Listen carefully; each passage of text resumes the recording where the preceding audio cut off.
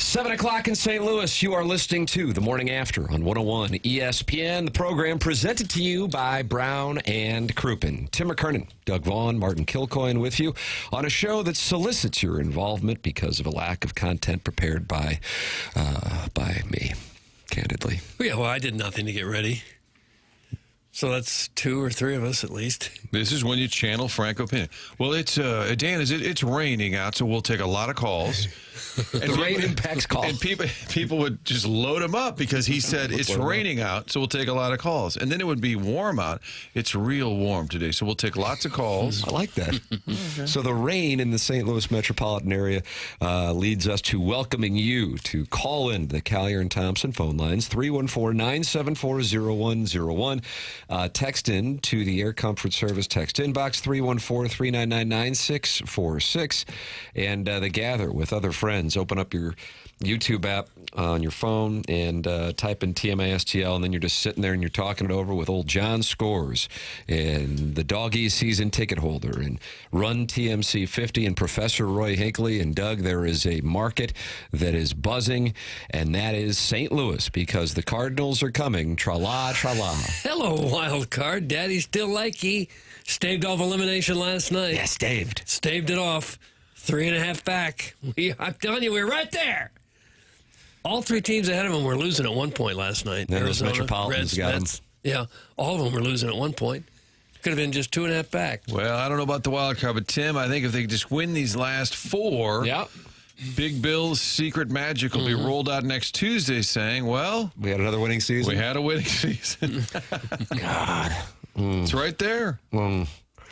I mean, they covered the over. I mean, I guess I won it, Doug, so the Cardinals can claim their 12th World Championship. Cardinals and Yankees in about a month and 2 weeks. Yeah. I was a little confused that they played this game like they are still very much in the playoff hunt. Why start now? Where was this a couple weeks ago? What do you mean?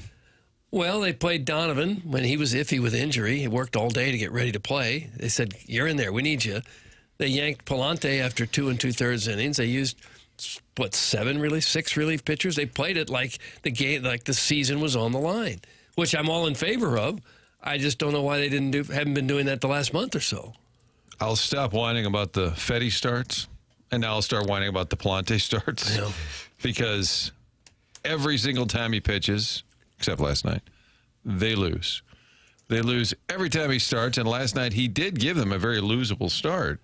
Yet they came back and won. If you went to bed, if you gave up, you're probably in the majority. 8-3 was your score. His record is 6-15. What's not to like about that? Yeah. Put him in the bullpen. Let somebody else start. Let the starter go 3. Who cares? Yeah, Don't do the same thing. I would think maybe Get he's Mo in here for some answers. Bullpen guy next year, maybe. Gosh, can't be in my rotation. Got to send him to not to the sun, to the bullpen. And what, Doug, your father likes the wild card? Is that what it is? Daddy likey. I'll tell you what I think is maybe the biggest development, operating on the premise that the Cardinals and Yankees won't get a chance to meet in the Fall Classic, and that'd be the first time since '64. I think so, yeah. Nolan Arenado's kind of raking here. I realize, I'm probably talking to 2% of the audience that's even aware of this. And if it weren't for me looking it up this morning, I also would be in that 2%. But the Cardinal third baseman, number 1, hit a home run last night. But he has been on a bit of a heater since Friday.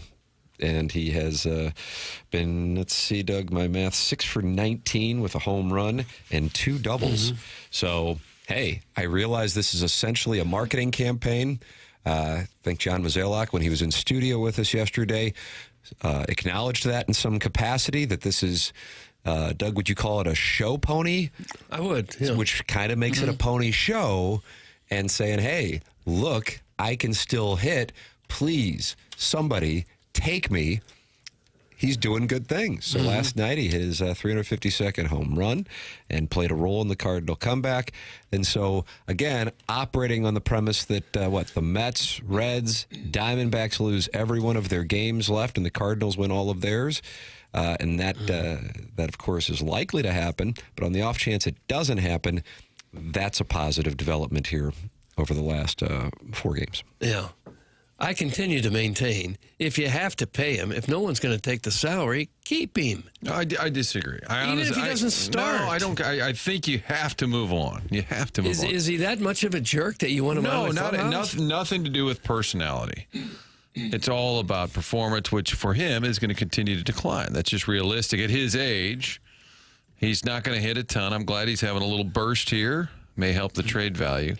Wouldn't you much rather say Weatherholt's going to play third all of next year? Yes. Okay. Yes, but if you're going to pay Arenado, he's still going to be better than the 25th guy on your roster. What do you get out of handing him $40 million to walk away? How about 32? Can I get you? Okay, 32. Yeah, what's the upside there? Guys get hurt all the time. Not going to even if he's not a regular starter, he'd probably play in 50 or 60 games somehow. If you're paying him, why not? I just don't know what you get by just writing him a big check and say, go away.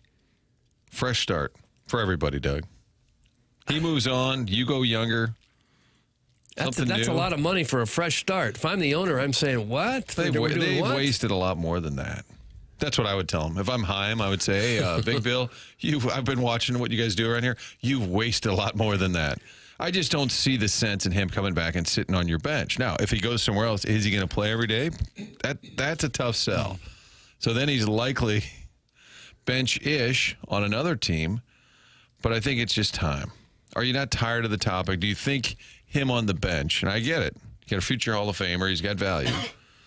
I just don't think that's what you want to be next year. You're still kind of young-ish. It's certainly not a perfect scenario or a comfortable one, but he's 34. He's not 44. He should still be okay. He should be, if he's healthy, he should still be okay. My point is, I'd hate to waste all that money and get nothing for it. Nothing. And the way guys get hurt, a guy like that's not going to sit on the bench every night. Poll question. That is a take. It's a strong take. It is. It's one of the best takes ever. I just think you got to get a guy like a Weatherhold here playing every day, move on, rip the Band-Aid. Whatever he can do for another team, God bless him. It's kind of run its course. Martin, what do you think the starting infield is on opening day? Because that involves Contreras at first. Got an email at the 2 Fox yesterday, and it just says, there's an inbox that says sports comment. Always excited to open those. And they said, Martin, the first thing they should do is trade Contreras because he refuses to catch.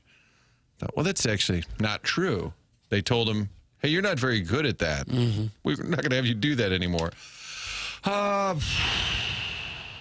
Is Donovan still here? He's got value. 4 hits last night. He got his eye doubles. 4 doubles. Only the second time that's happened against the San Francisco Giants since 1901, Doug. Fun facts for no and tell. Wow. Matt Carpenter, the last Cardinal to do it. So, Contreras, Donovan, Wynn, Weatherholtz. I don't have a better guess, so I'm going to go with that. Okay. I was thinking about putting Burleson at first, assuming, but I just really don't think Contreras wants to go anywhere. So then what are we looking at in the outfield, do you think? Now, that's wide open. I mean, wide open. Wide open. I think Newt gets traded. You and I are in prediction area with Jordan Walker getting traded. I think Walker likely to get traded. What are you going to get for him at this point? Right now, I don't have any outfielders in my little scenario here. Jordan Walker finally coming around. This man child could be Cooperstown bound. I think I'll put Burleson in left, Okay. and I'm going to go question mark. And Vic Scott's on my bench. He's a valuable player. He's not starting every day, but he's in the mix. But I'm going to say at this point, Tim, TBA. Okay. The outfield is TBA. Doug, what do you see? That'd be similar. We're assuming you said Herrera's going to be the catcher? He's my DH. Okay. Burleson's going to be in left. Although Herrera is hell-bent on catching, which I love that. I know. God, how great would that be? Because he said and his arm was the issue, and basically turns out he needs surgery on the arm, so that's an issue. But he is determined to get back there, which would be great. Oh, he'd be a major plus as a catcher. He'd be one of the best hitting catchers in baseball. Southside Seaman would consider drafting him. Yeah. He'd think be that top will affect 4. his offseason. I would think that'll motivate him. He'd be one of the 4 or 5 best hitting catchers in baseball. Well, the top 3 last night, not because they all hit, but Donovan, Herrera, Burleson. That's not a bad top 3. Wynn could be somewhere later in your lineup. You're missing the guy in the middle, clearly. And at the end, the bottom 3 had averages Well, in of the end. 83. Here are the averages of the last 3 guys in the lineup. 83, 217, 214. Well, I think the org as a whole is in a pretty good spot. Well, not the lower end isn't in a real good spot. Signing Hampson back in the offseason to be your starting center fielder is the move. That's from MD 2020. Maybe we get Hellman back. The churn of a season is pretty funny. The other night I saw a Memphis game, and Michael Ciani made a nice catch. I said, oh, my God, I forgot about him. Yep. You know, well, the minor leagues are full of guys who can play defensive outfield. But you got to hit. No matter how fast you are and how many catches you can make in center field, you have to be an offensive contributor. You just have to. You can't hit 215 with limited power and be a regular major league outfielder. I mean, you can. The Cardinals are showing it can be done, but it's not a recipe for success. I am in favor of moving a lot of these guys, Gorman, Walker, Newt. At some point, though, I still have to fill out a roster, Doug. So that's where... Yeah. And we haven't even tended to the starting rotation. And I've got Palante out of my rotation. So, again, I'm going to need some players. Yep. Nation all day. Thank you. I'm going to have to get busy. But I think starting fresh is sort of my theme with this current group. If you can, hit not the reset button. I need the refresh button. You're welcome to give your thoughts. People are really fired up. Some really fired up on Doug's side. Some really fired up on Martin's side. 314-399-9646. That's how you can text in. Air Comfort Service text inbox. You are also welcome to call in. Callier and Thompson phone lines. Martin says that the wet weather leads to phone calls. Here we go. Who's on the line, Jackson? 314-974. How you doing, buddy? 010, yeah. I know nobody's on the line. I'm good. I was kidding. How's it going? Hey, how's it going? What's up? You seem like the chipper chicken. What's there not to be chipper about? Look at this guy. NBA season starting soon? Yeah, right around the corner. The East is still wide open. You going to be on a basketball team this winter? I'll probably play some, Bad intramurals. news for local officials. This guy really goes after him. Oh, He's the gosh. Bobby Knight of the area rec leagues. It really is. Would it be weird if we came to one of your games to cheer you on? No, it'd be great. I think it would. I think it'd be good for everybody. You know, I'm a different man on the hardwood. Oh, yeah. What's your deal? Angrier. Really? Oh yeah. What are you angry about? I won't step down to a challenge. Whereas here, I constantly step down to challenges. Step down. Papers, you have time for a quick aside. Yeah, that's like my middle name. Okay. Your middle name is Quick. I thought it was Bennett or I thought it Quick was Aside. Bennett. Your guy, Dennis Gates, was in town last Friday, and he is just a real pro. He's so sincere. He walks in. It's an event for Big Brothers, Big Sisters. He walks through and, like, shakes almost everybody's hand in the whole room. The adults, the kids, folks at Whitfield, Lensman Jake. He goes around. Lensman Jake. He's shaking everyone's hands and thank you for being here. This is important because it was for Big Brothers, Big Sisters. Sure. Totally sincere. And I don't think it's like a lot of these college football coaches we talk about that are phonies. It's totally sincere. God bless. They're just, That's great to they're hear. just killing it. That's awesome. On the recruiting trail. Number one recruiting class in the nation as of right How now. about that, Good for you. Papers? Good for you, As of buddy. right now. So, national championship in football this year and the national championship in basketball the following year? Who says no? Who says no? Well, none Not of me. us, that's for sure. I'm in. I'm all the way bought in. All right, Jackson, since you're saying that you back down here, but you're an angrier guy on the basketball court, you get to go with, do you want to go with Justin, who wants to talk about the Cardinals, or one of the Mount Rushmore of favorite callers, Dan Jansen? Those are your choices on the Callier and Thompson phone lines. I really like Dan Jansen, but I haven't heard from Justin before, so I think we should give him an opportunity. All right, Justin. Justin, welcome to TMA. You're on with Jackson Burkett, who will not back down. Jackson, hello. Good morning. Morning to you. Yeah. Let's talk Cardinals. All right. If we're looking at this lineup, I mean, to be honest, like it's dog shit. You can't say that. Come on. One sentence in, we got to block you. So he's been blocked. Justin's gone. I think so. What? Because it wasn't a Does he slip of the think he can tongue. It say was a that? direct hit. I mean, he went out onto the field and crapped his pants. I mean, you can't do that. You just can't. Clean it up, Justin. If we need a palate cleanser, Pestis has now joined the queue as well. Oh, Doug, you want fabulous. Pestis? Yes, Or do you of want Dan course. Jansen? I want to know what event Dan heavy Jansen hitters. is Where are the inviting ladies? you guys to. Jackson, you're calling the shots over there today. Let's go with Dan. Let's go. Let's go with Dan. Let's go with Dan. The Callier Show me and Dan. Thompson phone lines. Good morning, Dan. Hi. Good morning, guys. Hello. I just want to comment. I just want to make a comment on the interview yesterday. First of all, nothing against you guys. I thought you did a good job. You asked the tough questions. Why did you fire Schill? Why did you extend Marmol after a losing season when his contract wasn't up? And, of course, he danced around every answer.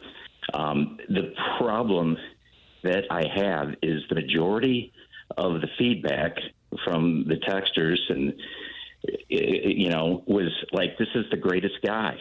And I just don't know what world they live in. You guys are on a radio show. If you don't get ratings, they unceremoniously parade you out the door. Okay. I'm in sales. Yeah, I had a great run for 10 years, and I haven't sold anything in the last 5. They fire me. And, he, as president of baseball operations, was given the keys to the kingdom for one of the greatest franchises in sports, and he single-handedly killed the golden goose. And everybody wants to anoint this guy. And he shows no accountability and no humility. And that's the problem I have. All right, thank you, Dan. I think in terms of the no humility, one thing, and I asked him on the TV side yesterday, that his sarcastic nature and his tone makes it even worse with the fan base. And he said, my dad worked for IBM. He said, I always grew up in this environment where you act a certain way. And so we always say he comes off smug. We know him fairly well. He can be condescending to us, but that's part of the bit. But he said, if I'm the leader of the Cardinals, I feel like I have to be kind of professional about how I approach things, and maybe it comes off poorly. I think part of his messaging, now the product is all that matters, but part of his messaging is created to the people just hating this guy. And I think what we know, I don't think you need to hate him. I think some people do, but I think you can also point out, hey, it's been pretty stale. I said something to him about the run they had between his first year, 2008, include that to 15. All of the Octobers they had. I said, and then after that, and he said, well, I think really you go 8 to 22. He feels strong. And I said, well, that includes 16, 17, and 18. He said, right. And he said, you're going to have some down cycles. So he feels the body of work is pretty good. I think most of us say, yeah, but it's been stale or falling off for quite some time. And the DeWitts, they hire him, they fire him if they wanted to, have supported that. But I agree that it's gotten stale. Here's what to me is really interesting. And I think a lot of people like Dan are sick of Mo. I get it. I think he knows people are sick of him. If he doesn't say, I'm ready to leave, I think he's Cashman. I think he's still here. I think he told the DeWitts, my deal's up. It's probably time.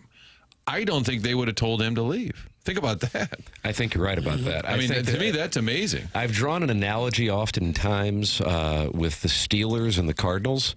I'd be curious what Kerry Davis has to say about this, since he actually played for the Steelers. That the Rooneys just are, the way that they had so much success, they don't want to mess with it. They've had 2 coaches? When you go back to whenever Cowher took over and Tomlin, holy crap. And Chuck Noll, it's like 3 in 60 years. That's what you're talking about.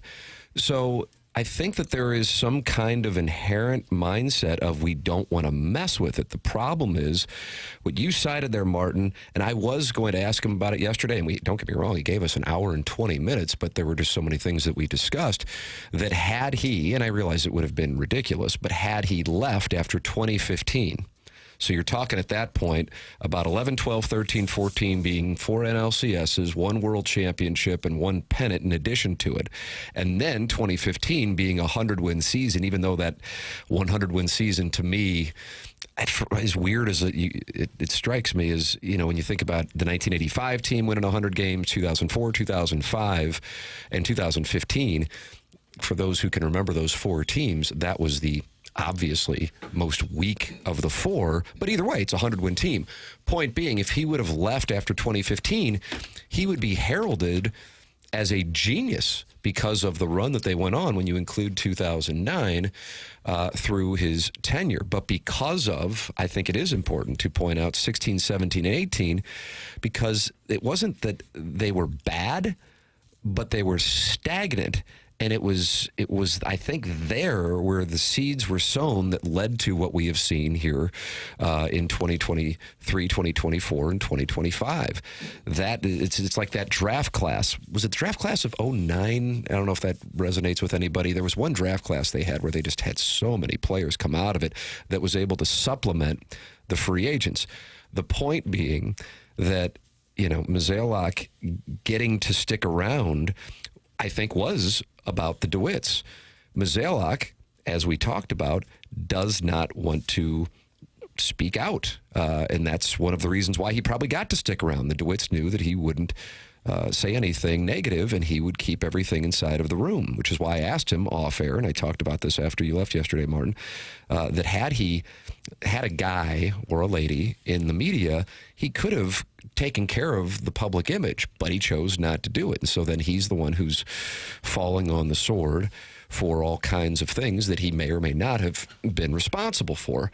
So along those lines, I thought one of the most interesting things yesterday, and I don't know if you guys were aware of it, is that he said one of the reasons why he stuck around for this season is Heim had some personal things he had to tend to. That's the first time I heard that. Okay, I was curious if you had heard that before. What I heard during 2024, Heim was a consultant, and he was working 1 week of the month. He was living in Boston, but he worked 1 week of the month, and he could kind of pick and choose. Hey, I'm going to go down to the minor leagues. Hey, I'm going to come to the big league offices, and kind of doing an audit is really what he was doing.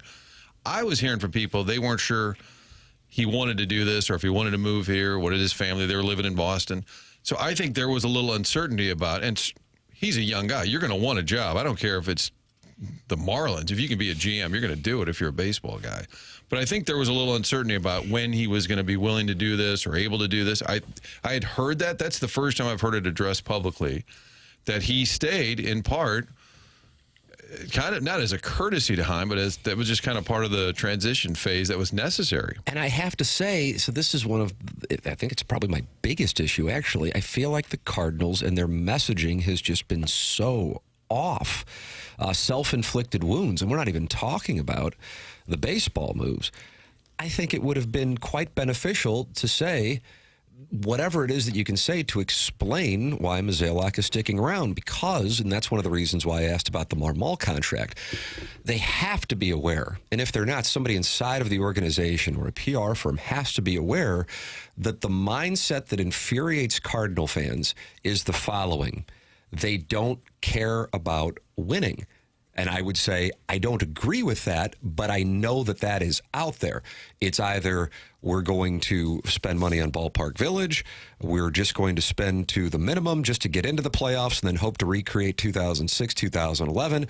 When you finish in last place, you give an extension to the manager. Strangely, again, 2 weeks from the start of the regular season. If you're going to extend him, why not do it after the season? But whatever.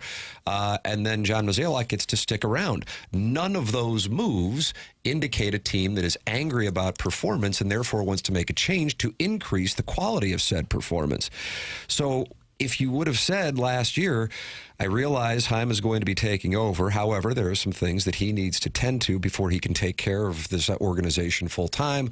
So we are going to work together in a transition. We realize it might come off as strange and it may be awkward, but we're going to do our best to do this to put the organization in the best hands going forward. I think that would have resonated, because a lot of people were pissed off that Mozeliak got yet another year, because it spoke to the mindset that the organization does not penalize people for lack of performance, which speaks to what Dan Jansen was just calling in about. And it directly affected attendance. I can't prove that, but I believe that to my core, that the Mozeliak reappearance, whatever you want to call it, final lap, directly affected attendance. People said, oh, you're just staying with the same, you don't care. And then they didn't sign anybody. They didn't spend any money. People are like, all right, fine, you don't care, we don't care. Now, the final number was $2.2 million. And I was trying to get a gauge on that. Somebody told me I guessed 1.6, and they said I was off, that it was more than that in terms of turnstile. But still, if you usually get, let's say 3 was the standard, and you're $1 million off, what's the average person spend? 40, 50, a beer, a soda, whatever it is, you're off probably 50, 60 $1 million. Oh, I'm sure. Yeah. For sure. But no, that's not even factoring in the reduction in television. Right. And he referenced that on the TV side as well. Hey, things were robust, attendance, TV, there was money to spend. Now, did they spend it wisely? No, they wasted. How much on Leak, Fowler, Cecil? Throw that all together. What's that, $200 million? Wasted right there. But this goes to Heim next Tuesday. Messaging matters. Cardinal fans have sort of pointed that out. If he looks into the camera and says, it's going to be a couple of years, are Cardinal fans okay with that? I'd say no. I think they won't. No. Correct. So they're finally going to get a direct message. I'm not sure that they're going to swallow it. Well, I think we felt like these last couple of years have been those rebuilding years. Right. Now we're ready to get on with it. What if you find out the rebuilding years really didn't accomplish much, Doug? Well, yeah, I'm not sure it did. It could be they didn't say much about Heim. Perhaps his personal situation was uncomfortable or awkward, and if they said, well, there's personal reasons he's not going to be here, then people would have been poking into that, and it would have made it uncomfortable. It could be, just speculating there. So that may be why they didn't want to have him front and center, why he didn't do interviews at all. Again, I don't know. I'm speculating that might be one of the reasons for that. I think it's two things. I think the interviews, he was just told, it's easier if you just don't talk. And Mozeliak's always said, one person, one message. You don't hear Moises Rodriguez doing many interviews. You don't hear Flores doing many interviews. It's kind of one voice. That's always been their model. But it's separate from him not talking is whether he wasn't able to fully do the job this year. And so Mozeliak said, hey, I'll handle it. You come in, get everything set up, get your staff put in place. I don't think it's the worst thing, even though Mozeliak is so polarizing. If you come in and you're the GM, let's say when he gets hired by the Red Sox, what does Chaim Bloom know about AAA, AA? Who's the bullpen coach at your single? He didn't know anything.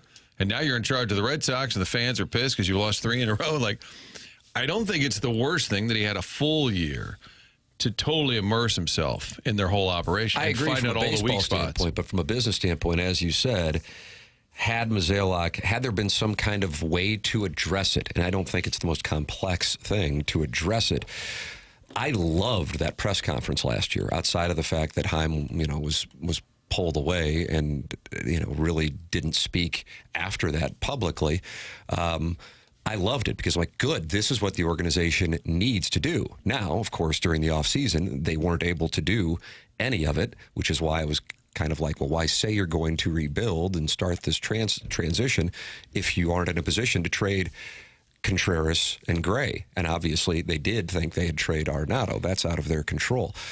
But with regard to that press conference, had John Mozeliak said something along the lines of the following: I understand that there is a great deal of frustration with the fan base, and candidly, while I'm very proud of my record through whatever time he would want to set, I would say 2009 through 2015, but if he wants to include 19, 20, 21, and 22, it's his right. He can make a case for that. He certainly did it. But 2023 and 2024, it hasn't been what we thought it was going to be. It's stagnant, and in a normal set of circumstances, I would be stepping down following this year. However, Chaim Bloom is going to be taking over, and he has some personal situations that he needs to tend to before he can fully commit to the job, and therefore we are going to work together in 2025, and he will be taking over. There would have been some public acknowledgement of failure, in addition to giving context to why Bloom wouldn't be taking over, creating this weird dynamic that you had for 2025. And I think that would have resonated with people. I had more people yesterday. I had a lunch with some guys yesterday, and they loved the interview. And they said the best part about it was he acknowledged some of the things that he messed up, because that was so rare. Specifically, Arozarena and O'Neill. That was... I made the joke. I said, I guess this is what 101, or we did. I don't know. Jackson, did you cut that social media clip? Yeah, me and Kurt did. About Arozarena. And I said, if he wouldn't have had a wireless signal in the Atlanta clubhouse, he'd still be here. And he didn't dismiss it. And he said, yeah. And the other thing about that is that people might not want to hear it, but it was a decision between O'Neill and Arozarena, and we made the wrong choice. And then when we talked about Oscar Taveras, and he said that set a bunch of events in motion, specifically the Ozuna trade.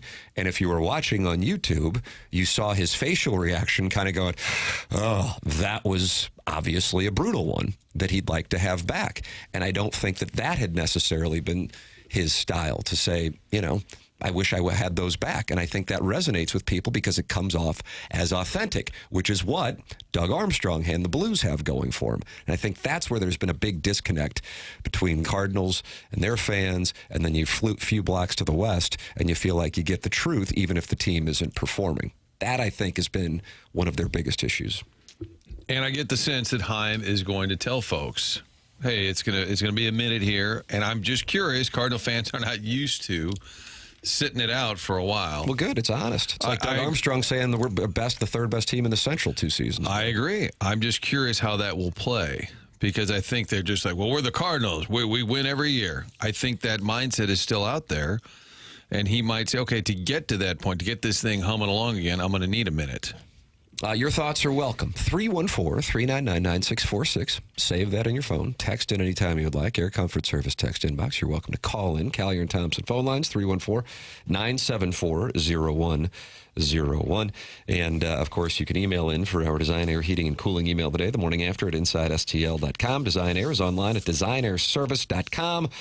Longest running sponsor on TMA, going back a decade.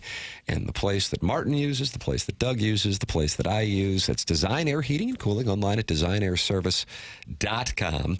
And if you are in a spot where you need them to come out and hook up your HVAC system with any issues you might have, just go to DesignAirService.com. They'll be out there. They'll fix it quickly.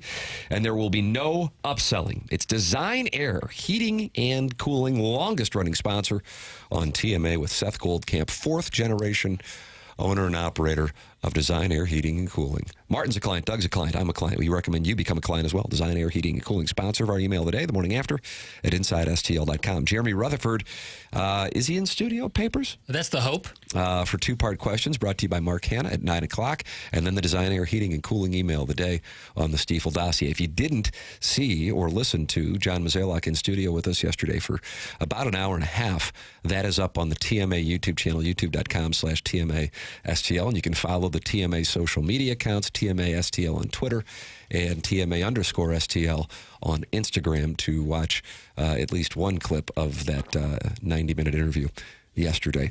So check that out as well. The program's called The Morning After. It's presented to you by Brown and Crouppen on 101 ESPN and the TMA YouTube channel.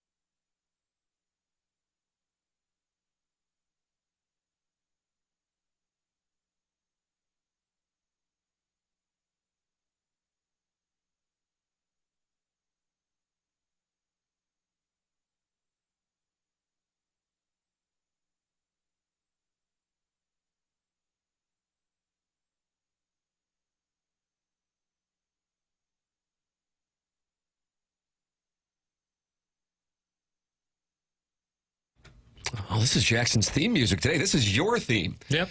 And will this be played at the Swamp in between the third and fourth quarters when Arch Manning rolls in on October 4th? Am I right on that? Yeah. You prefer that or Dixieland Delight? Wow. If you could do a tournament of college football traditional music, I think you're kind of going with 2 1 seeds right there. Yeah. It's hard to beat Dixieland Delight. They've taken another number 1 seed off the board with Neck at Tiger Stadium in LSU. They don't let them play it anymore. Neck It? Is that what you The said? song Neck. Oh, like Naked. Yeah. The song Neck. Yeah. I don't know Hey-o, and then they say something that you can't say on terrestrial radio. Oh, well, I don't like that. Yeah, how would you explain that to your kids? I Kind of couldn't. like Justin's call, which lasted, 4 seconds maybe? Yeah. But he made his mark and he made it dark. That lineup is, all right, got to go. It's TMA. The show's presented to you by Brown and Crouppen, 101 ESPN. You can watch this live on the TMA STL YouTube channel, or you can go back and watch our, I think the official math was about 80 minutes with John Mozeliak yesterday in studio. That's up there for you. They're in there talking it over. Plenty of friends have gathered. 200 people in there this morning talking it over, including Tim McKernan's Meat and Potatoes, talking to Spicy Sal and Lex Luthor. Who is talking it over with Bob Lucier and John Scores. It's the Michelob Ultra YouTube chat. Michelob Ultra, 95 calories, 2.6 grams of carbohydrates. Sponsor of the YouTube chat here on TMA. When the weather is beautiful, and today would be an exception, enjoy a Michelob Ultra, sponsor of the YouTube chat on the morning after, youtube.com/TMASTL. Jackie Papers, I think the next story after our half-hour Cardinal discussion is the announcement of Missouri's opponents last night on the SEC network. Doug, did you see this? I did. Uh-huh. Papers, what is your reaction? I was hoping that they would go to Texas sooner. They won't go to Texas until 2028. And that'll be 20 years after they were there last, and Colt McCoy put it on those Tigers. Doug, I was in the stands, and they were skull-pounded that evening. Holy mother of mercy. It came a week after, I think Missouri was number 3 in the country and lost at home to a gentleman who lost his job yesterday, Mike Gundy. And then Colt McCoy got him, and he got him real nice like. Yeah, Boy, howdy. They have a guy named, was that Jordan Shipley, who was out there catching passes left and right? That was Jordan Shipley in that game, receiving passes from Colt McCoy. He may have been. So, like, next year, 2026, looks like, it's a tougher schedule than this year, but still, doable. And then 2027 rears its ugly head, and that features trips to LSU, to Alabama, to Oklahoma, and to Texas A&M. Well, that'll be fun. That's a tough road schedule in the SEC. But that's what you get into the conference for. 100%. You're going to make some money. You're going to be challenged. Personally, I like it. So, for the record, for those not familiar with this, Doug, next year you wanted to see him. Well, you're going to get him. Arkansas Pine Bluff comes to Columbia on September 5th. I hate those games. Pine Bluff. Where the hell is Pine Bluff? In Arkansas. Yeah, Central Arkansas. I went down to the UAPB campus. Is that August of 99? I'm not going to know the year of that. Are they the Acorns? What are they, Doug? I feel like they were the Golden Lions. Yeah, then. I think it is. Golden Lions. All right. It looks like some sort of monster. Great band. The Golden Lions? Yeah, I feel like they used to play. Remember the Gateway Classic, Doug? Mm-hmm. Who was our guy? Earl Wilson put on the Gateway Classic. Earl Weaver. Earl Wilson. Wilson. And the Gateway Classic was at the Dome, and we would always have some traditional the HBCUs, and they had great bands. It was entertaining. Mm-hmm. I'll take your Pine Bluff thoughts. UAPB September 5th. Then they head to Rock Chalk Jayhawk on September 12th. I like that. You like that? Mm-hmm.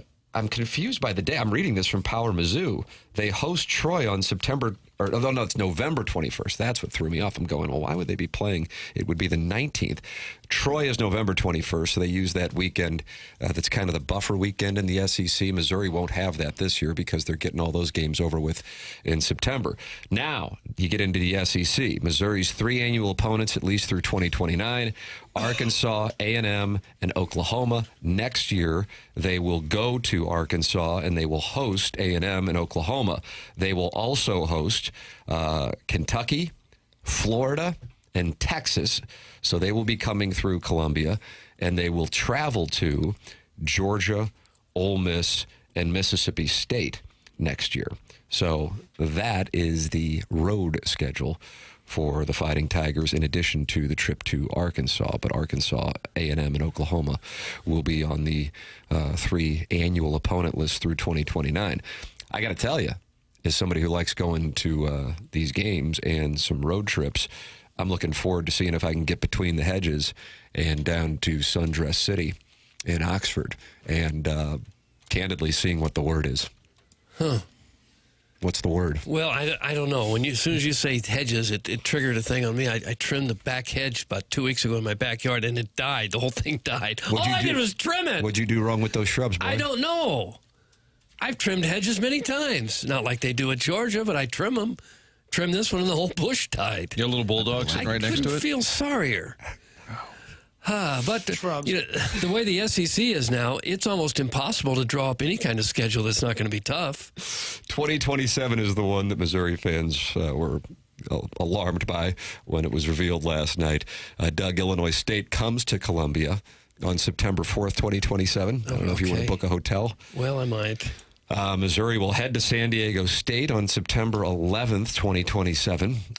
Not sure about that, but that's what's scheduled anyway. I'm not sure it'll wind up happening. Florida Atlantic comes to Columbia on October 2nd. Lord, we don't need that. They host ILL.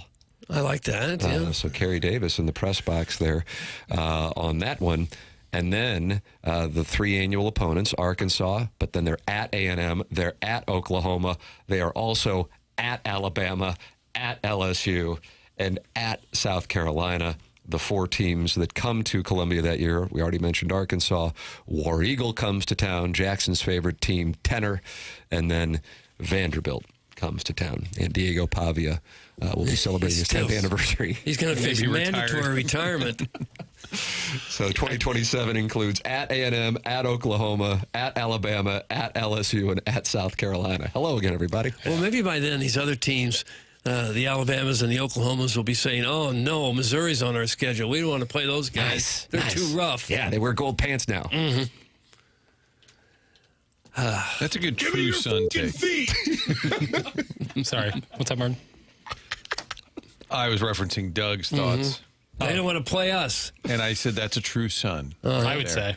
That is just looking at it on paper at LSU, at Alabama, at Oklahoma, at A&M, at South Carolina. Yeah, but I don't know if – I mean, I would have to look at the data, but I would have to think that Missouri's been the beneficiary of the best stretch of scheduling in the SEC. Yeah, it hasn't been as not going rugged. to play well in Tiger Board. I mean, but it's still the SEC. I would rather play damn near any other conference's schedule over that. But in the SEC terms, I would say Mizzou has gotten very fortunate in terms of scheduling over the past I bet some of these other teams look at Mizzou as a possible trap game because it's not considered a powerhouse nationally. But every now and then they're really good and can beat anybody. Right. You can never overlook them, right. I would say. I will accompany you to Athens, Tim. Doug, that's from Alan Dadeville, and he loves the Georgia Bulldogs, who are only giving 2.5 this weekend at home against Roll Tide. Are you surprised by that? Should I put it in my stink monitor? Stink monitor? I don't like that. Is that a plumbing term? It's where we look at lines and they seem stinky, and that's when we lean in. So UGA's laying 2.5? Yeah. I just would have thought that would have been more, because that means at a neutral site, Roll Tide would be given 1. Yeah. I'm just surprised by that. I think... Is there something going on in that game that I'm not aware of? For example, Penn State's given 3.5 to Oregon. That sounds about right. Doug White out in Happy Valley on Saturday night, going off at the exact same time as Georgia, Alabama. Bet the networks would have preferred that not happen, but that is what you got. But Georgia only given 2.5. And I'm not saying it's wrong, because I think Alabama might at the moment be undervalued, but I'm just surprised that the number is there. Makes me want to bet Alabama. Because you're going to lean into it. Well, you have to. Doug, this is from the stink monitor? Yeah. And leaning into it means that it looks like a bet that you would really like. Yeah, it looks like... So you go against it? It looks like, wow, Georgia's only laying 2.5. Everyone, you should just hammer Georgia. That's when there's a reason that the book said it the way they said it. You're going Oppo. Really lean into the stink. Yeah, Doug. Okay. Like everything in my mind is telling me Ole Miss is going to cover that 1.5 against LSU. However, but I'm actually going to bet Ole Miss. I don't care about the stink. So you don't really have a policy. It can't be a blanket policy, So sometimes you can smell it and sometimes you Well, can't. there's still the human element, You can look at all the analytics, but, you got to feel it in your gut. And I feel Ole Miss.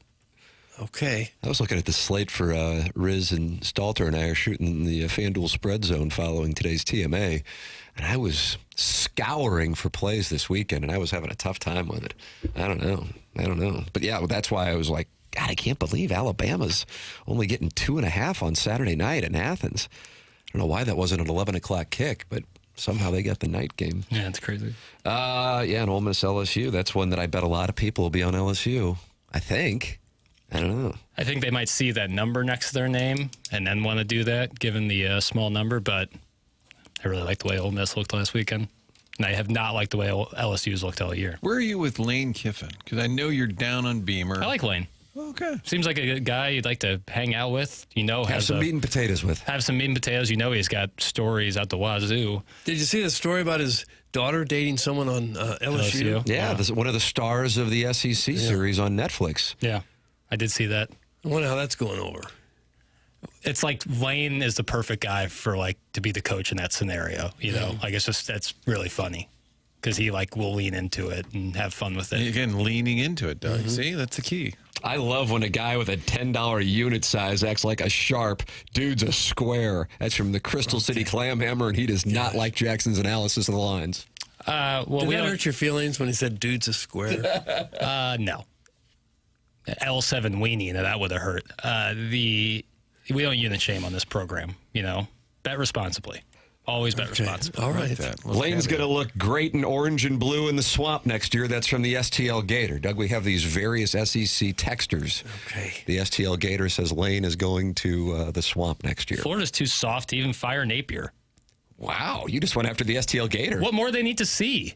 What more? What more do they? I keep waiting for this to happen. It should have happened a year ago. They probably need to see somebody on the staff that they would trust to take over in his place. I guess. Mike Gundy got whacked, and he said it's the right He's time. available. It's the right time, and he gets a check for $15 million. Nice. He gets the rest of the fall off. I would say, you know what? It's a good time. Somebody else take over. While he's been making probably an average of $5 or $6 million a year At for least, 20 years. Yeah. And then on the way out, he probably said the org's in a good spot. I'll take that $15 million, please. Best there in college football. Let's rank them. 2 years ago, they were 10-4. Does anyone else in college football have notable hair? Good question. Well, let me think on that. College football hair. Notable hair. Nobody like Gundy. So it's just his world. Really is. Yeah, at 58 bills, he's got quite the lid. You can rank the hottest head coach's hair, 314-399-9646. If you'd like to do it in the Michelob Ultra YouTube chat, you can do that. That is youtube.com/TMASTL. 203 friends are in there talking it over. And, of course, email in for our Design, Air, Heating, and Cooling email today, the morning after it, at InsideSTL.com. Jeremy Rutherford in studio taking two-part questions coming up at 9 o'clock.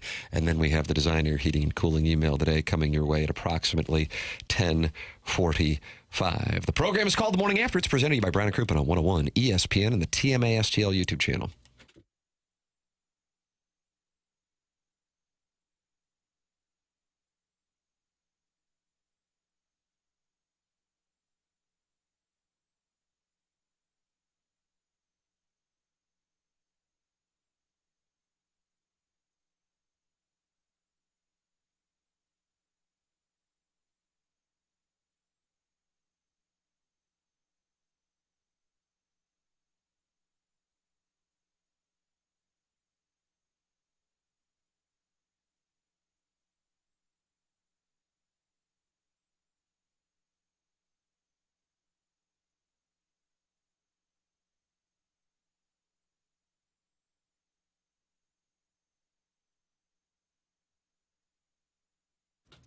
Not satisfied with your banking experience? Check out our friends at Together Credit Union. 14 branches around town. It started as Eagle Credit Union. That's because it began in the shadows there of the brewery. AB Brewery began as the credit union there. It's grown into Together Credit Union.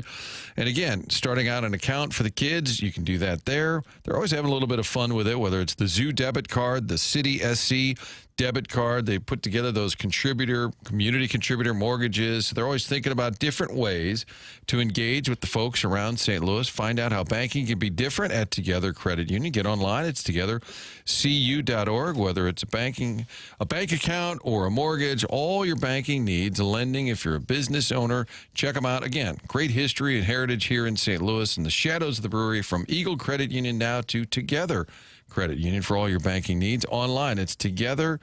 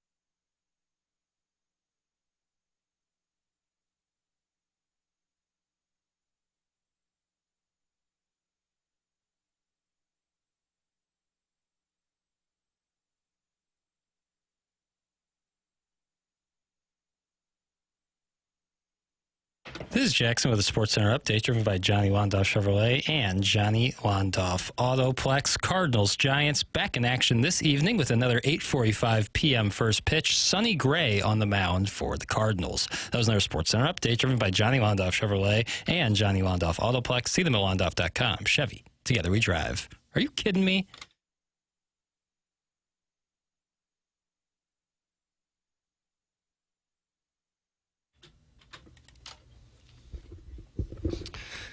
Well, it can't be his birthday.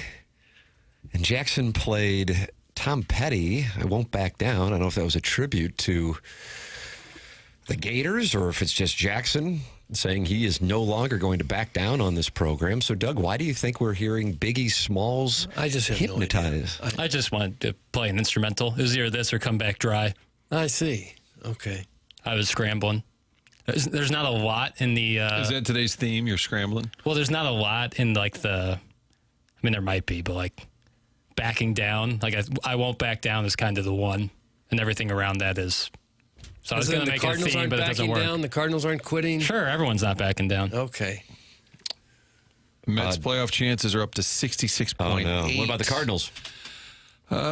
Still hanging strong at 0.1.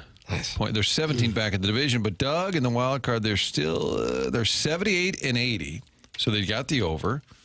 Got 4 games to go. They could have a winning season, or Tim, even worse, a non-losing season. Will that be referenced? Well, we didn't have a losing season. Yes. The program is called The Morning After. It is presented to you by Brown and Crouppen here on 101 ESPN and the TMA YouTube channel.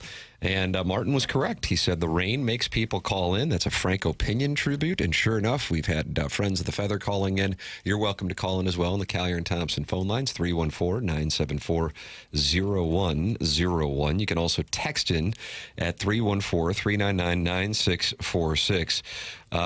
And that's how you can get involved. You just save that number, and the next thing you know, you're a friend of the Feather texting in. And good news, a week from today, if you don't have a name saved in the Air Comfort Service text inbox, this gentleman right here, who will not back down, Jackson Burkett, will be saving names in the text inbox. That's always your favorite week of the month when you get to save names. Yeah, it's exhilarating. Mm-hmm. It's good time. Inspiring. Yeah. I know this is off topic, but I went back and watched the Mozeliak interview on YouTube. I could not take my eyes off of Tim. He was looking like a tasty treat. That's from MD 2020. Who would text that in? MD 2020. Why would we need that? I mean, what's wrong with people wanting to sleep with us? I'm just catching up on the show today. In regards to Arenado, I agree with Doug in that if you're going to pay him and get nothing in return, I keep him. With that said, if that means I have to spend another year listening to you morons breaking down if he should be moved, where things went wrong, if it's weird he's still here, effing trade him. I'm so exhausted with this topic. Okay, you're going to get more of it. It's Beer Cat's not happy with a variety of things. I wonder if that's part of my take, because I just don't want to talk about it anymore. Well, here's what I would do. Arenado plays third unless you can move him. You make Herrera do everything he can to be ready to be your catcher. Weatherholt spends at least a year in the outfield. We've had other guys play infield and outfield. Donovan's done it. Burleson's done it. Sajaci's done it. Tommy Edmonds done it. If Weatherholt's such a big hitter, get him in the lineup. If he has to play left or center, let him do that. Keep Arenado. You're paying him anyway. And then you got 5 or 6 pretty good hitters in your lineup. Are you trading Walker? I wouldn't trade him because I don't think you can get a thing for him right now. Are you trading Gorman? Yeah. Are you trading Newt? If you trade Newt, you got to trade Nolan because you need one more bat in the outfield. Arenado and Newt are kind of a package deal. Mm-hmm. The SoCal buddies over in that corner of the locker, I think you got to keep them together. I think if you had Burleson and Weatherholt in the outfield, you'd have 2 solid hitters, assuming Weatherholt can do it at the major league level. You got to go out and get one more outfield bat. And at least 2 starting pitchers. The sports, are they great? Is there context on that, Jackson? Do we know? Yes. Thank you. I was appearing on Keishi when must have been a sweeps month. Lauren was hosting in the afternoons, and she told me to come on in, and she asked me, at the time, Albert was chasing 700, and I believe the quote she said was, "How are the sports? Are they great?" Which I responded, yes, Albert's trying to get to 700 home runs. Nice. What a time to be alive. There's kind of a commercial like that, too, with Meghan Trainor talking to Patrick Mahomes. Have you seen this commercial? I have seen the commercial. Yeah. And she doesn't know who Patrick State Farm, Mahomes is. commercial? I think so. And she says, "Oh, that's Patrick. He does sports." Jackson's ignoring you. I'm completely ignoring me. You brought it up. I added a little antidote to me, and you turned your back to me. I just didn't know how to add to the story, because I've never seen your back to the gentleman? Was it? Well, you're tending to business at the board. What did Paulie say in Goodfellas? Now I got to turn my back on you. Gives him the money, says now I got to turn my back on you. Jackson needs the headset. The Britney Spears headset would help a lot. Yeah. You're limited. And I was going to buy you new headphones. You won't let me. I gotta make sure that they're approved. Oh, those would be good Christmas gifts that we could give to each other. New headphones. That would be nice. Mm-hmm. Or just some spare gear in here. Whenever a guest comes in, we could have Tiger Woods and he says, "Let's take some calls." We're like, "Oh, if we could only get you a headphone. Oh, that worked and a jack. I'm so sorry, we're not going to be able to do that, Mr. Woods." We've got everything else in the world here. We've got crowns. We've got a conductor's hat. We've got strobe lights. Not one, but two gongs. Mm-hmm. We're ready for bits, just not calls. You can attempt to call in, though. 314-974-0101. Friends are calling in, Doug, and we haven't heard from him in a while. He had the Cardinals winning 95 games. I think it's been a few months. It's time to talk with Pestis. That'd be great. Oh, no, he literally dropped like 30 seconds. Can't say we didn't go to him. Yep. Wow. Yep. You missed your chance, brother. I always appreciate your stories, Doug. Ignore Piddles. That's Sharon and Clayton. Well, thank you, Sherry. Share. That's not a true story, Doug. Jackson. She came into the TMA studio and asked during the show. That's from Harrison's brother, Master. I was literally there. I promise you my version is the correct version. I was literally there. She did come into our studio once and try to pronounce some NHL names. Yes. Remember that? And she came into every one of them. she came into the studio several times. What about on Balloon Party when Jackson tried to pronounce some NHL names? So that was the first time we did it. And is that audio available? I think the 101 ESPN listeners. I could grab it. I'll have to find the date on it. No. But yeah, I could definitely grab that. Yeah, it was tough. It's tough. Tim, one of them was Mario Lemieux, and I had never seen the name written out before. No. And Doug, he was an obscure, fourth liner for the Penguins? Probably top 3 or 4 player in the history of the game. And Tim said, I remember it vividly, he said it's more of a long A on Mario. And I was about to say Mario. That's what I thought long A. How'd you pronounce the last name? I think I said Lemieux. Nice. Okay. I'm not. Let me find the audio. Lemieux. There's a couple that I didn't even get close. That never happened, Jackson. That's from the 314. So people are denying that you were on Casey. Rock solid gaslighting going on. Rock solid gaslight. Let's see. I enjoy some rock solid. Tim, since it's your birthday week, I'm giving you the green light to hook up with my wife. That's from Scott's Wrinkled Ballsack, Doug. So that has been cleared. And they live on that peninsula in Illinois that we didn't know existed. You have to take a ferry to and from? Yeah. I've still never seen it. I'd almost like to take a drive there just to see it, just to ride on the ferry. Why don't we do that today? Okay. Especially since I just got an invite. Yeah, I guess we should. One of the links that Jackson sent over that I'm intrigued by is Bill Simmons, who is your hero, isn't he, Jackson? I wouldn't say hero necessarily, but I really enjoy his work. I listen to his podcast and a bunch of other Ringer family podcasts. I feel like there's some TMA listeners who accuse Movie Boy and your movie takes being a ripoff of some Ringer podcast. Yeah. I'm not familiar with this, but I feel like I've seen that in our text inbox or design area. Yeah, for sure. I mean, right. I don't know what to say. You're influenced by what you listen to. You're influenced by things around you. So I'm sure in some ways, but I like to think of my own stuff as original. But that's Movie Boy. Well, I mean, what's the line in Social Network? Does everyone who made a chair owe the guy money who made the first chair? Just because I do a movie podcast doesn't make it the same. No. Sounds like you're citing Aaron Sorkin. Yeah, so am I ripping off Sorkin by quoting it? Everyone rips off everything.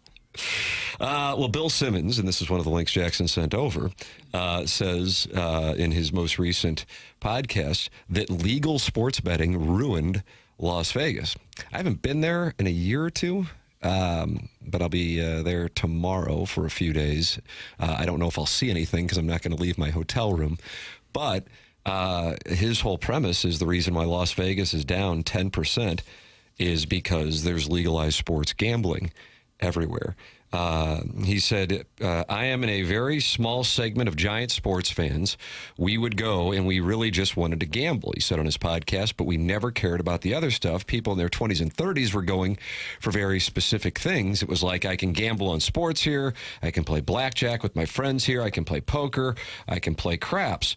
Since sports gambling started becoming legal in 2018, Simmons said, people now spend less time at the casino sports books, and companies have made a 180 on their business model.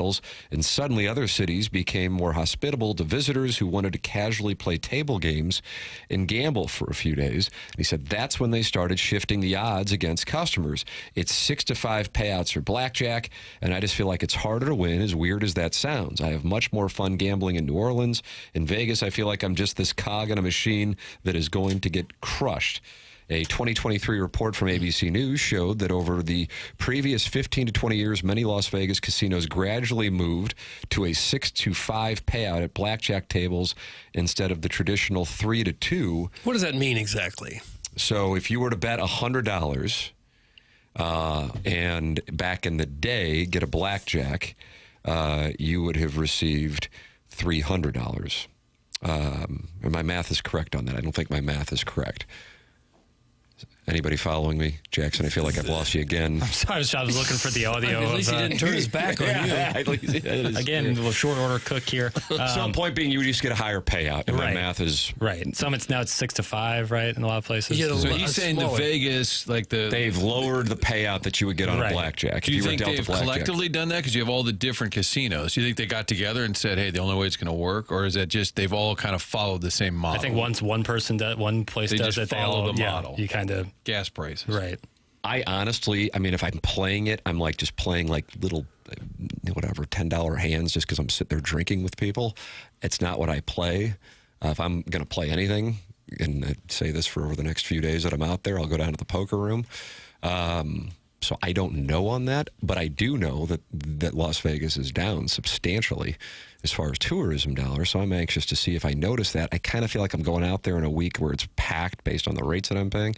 And I think that's in part because the Bears are out there taking on the Raiders. There you go. Yeah. But next week, this is one of the things that caught my attention on this link Jackson said, is that next week Las Vegas resort owners will launch a coordinated fabulous 5-day sale with food and drink prices reduced by as much as 25% amid a major slowdown in tourism in the city.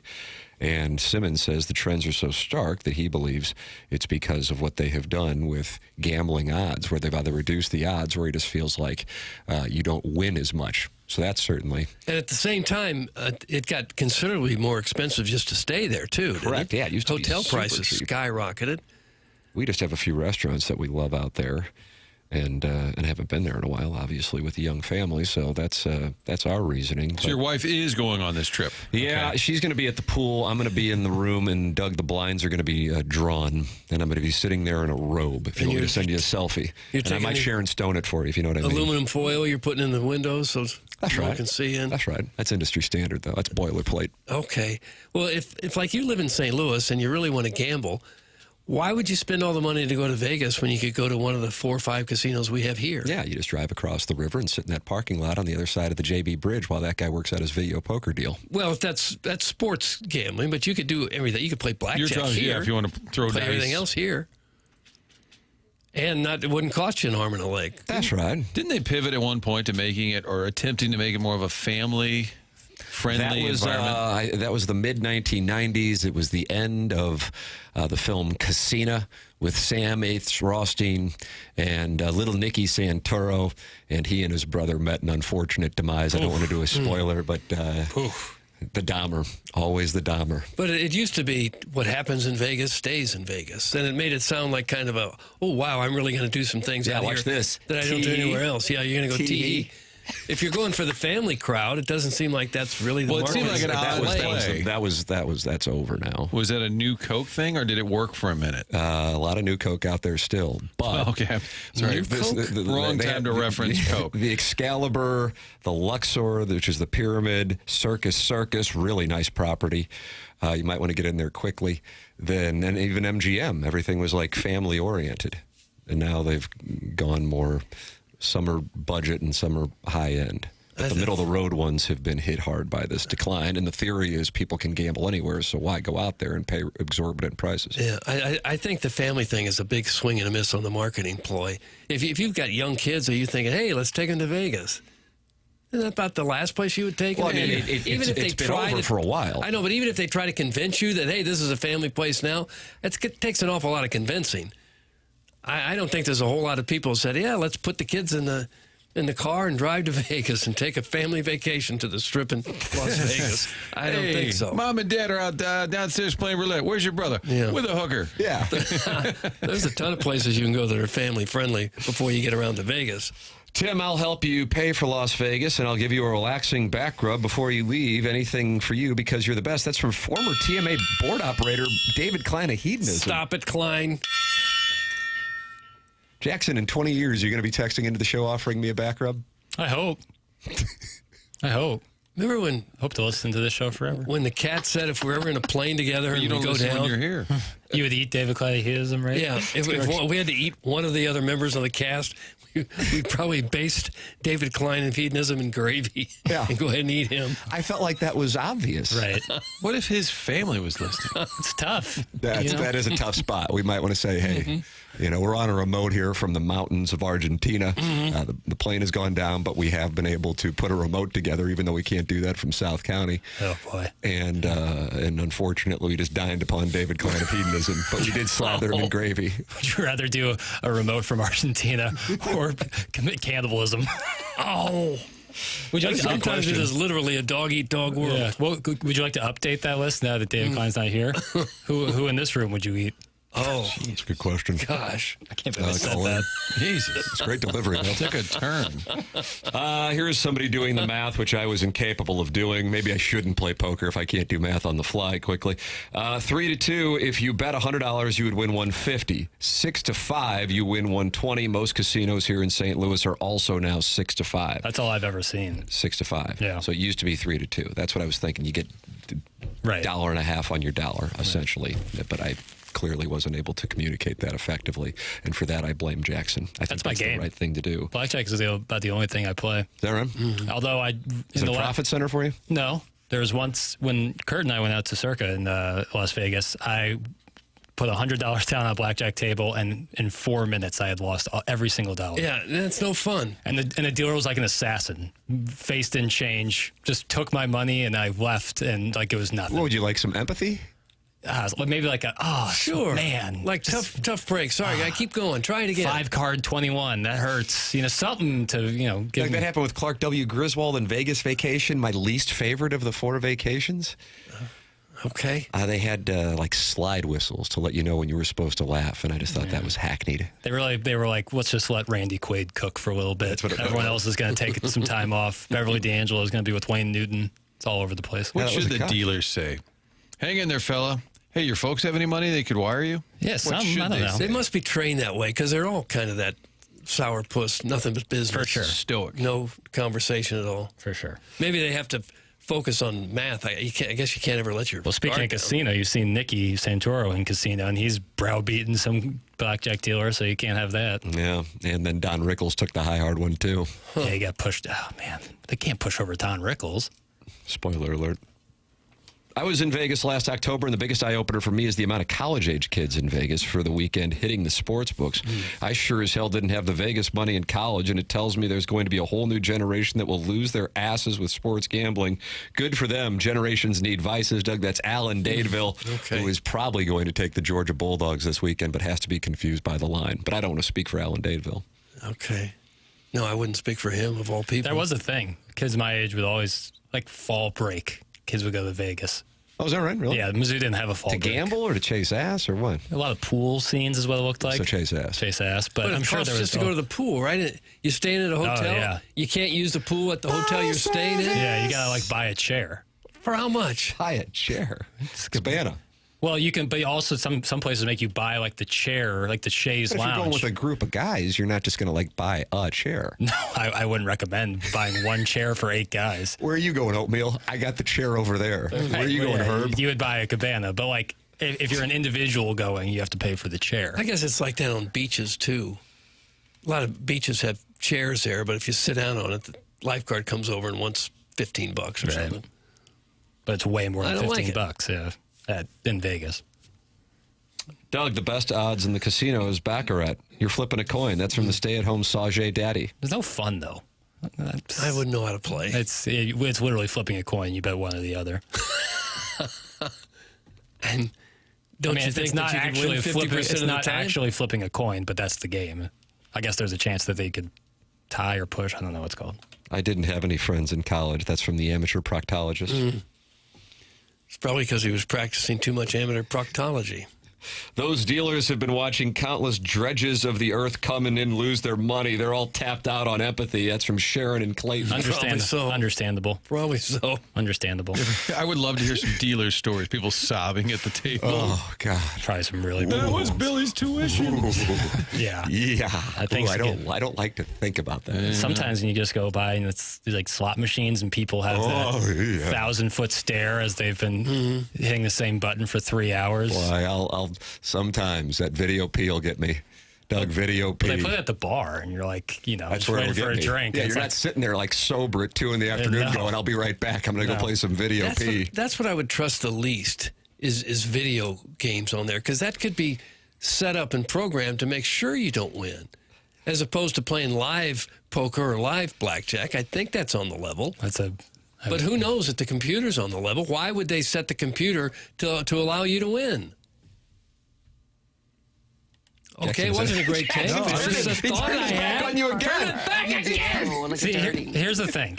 Is I want to play some drops because people complain, no drops. And then I get yelled at for you're turning your back to me as if I'm the only other person in the studio. Well, but you were the last one to speak, and that's how conversation organically... I know, I was lighting the flame. And so then you light the flame, let Doug go, and then you turn your back well, on I him. figure, someone else can extinguish it. And then I'm trying to play a drop. If I sit here and stay in conversation, where are the drops? I can't win. Why don't you just go nuts right now? Just say drop fest real quick. Jackson's drop fest, so then people that are dissatisfied. Here he goes. Let's knock out a quota of drops. You go. What your dealer's choice?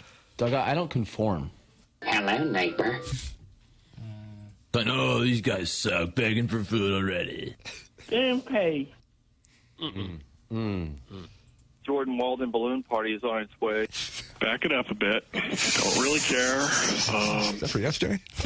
From every appearance. It's TMA, the program presented to you by Brown and Crouppen, 101 ESPN. Doug was citing the Patrick Mahomes, Megan Trainor commercial. We believe that's State Farm.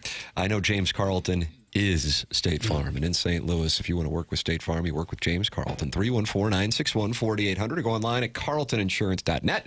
That's my insurance agent. Has been since 2019, and he has 450 5-star reviews on Google. Jamie Rivers was listening to James when he was on the show on Monday, and he texted in and he said, let the audience know this. James, I made the switch to him last week. He is saving me $600 a month. $600 a month. It takes a couple minutes to call in and talk with somebody in James's office. They're located right here in Webster Groves. You're not talking to a call center somewhere else. And they're going to look to see what they can save you. Plus, you're going to get customer service that is absolutely unrivaled. If I ever have an issue with a question regarding insurance or a claim, I hear back immediately. It is so refreshing. 314-961-4800. Go online at carltoninsurance.net. If your insurance costs a leg and an arm, call James Carlton, State Farm. Coming up at 9 o'clock, brought to you by Mark Hanna of Evergreen Wealth Strategies. Jeremy Rutherford, scheduled to be in studio. He is in studio. He is in studio. Taking your two-part questions. Blues and Blackhawks preseason game on Saturday, which you will be able to catch here on 101 ESPN, pregame 5 p.m., puck drop at 6 p.m. And the Fast Lane has a significant broadcast coming up next week. 101 ESPN saluting our nation's military for service members, their families, and anyone currently on base at Scott Air Force Base. Join the Fast Lane for their annual Military Appreciation Live broadcast next Thursday, October 2nd from 2 p.m. to 6 p.m. If you're on base, we hope that you stop by. The Fast Lane's live broadcast, our Military Appreciation broadcast, is brought to you by Air Comfort Service Heating, Cooling, and Insulation. The program's TMA. It's presented to you by Brown and Crouppen on 101 ESPN and the TMA STL YouTube channel.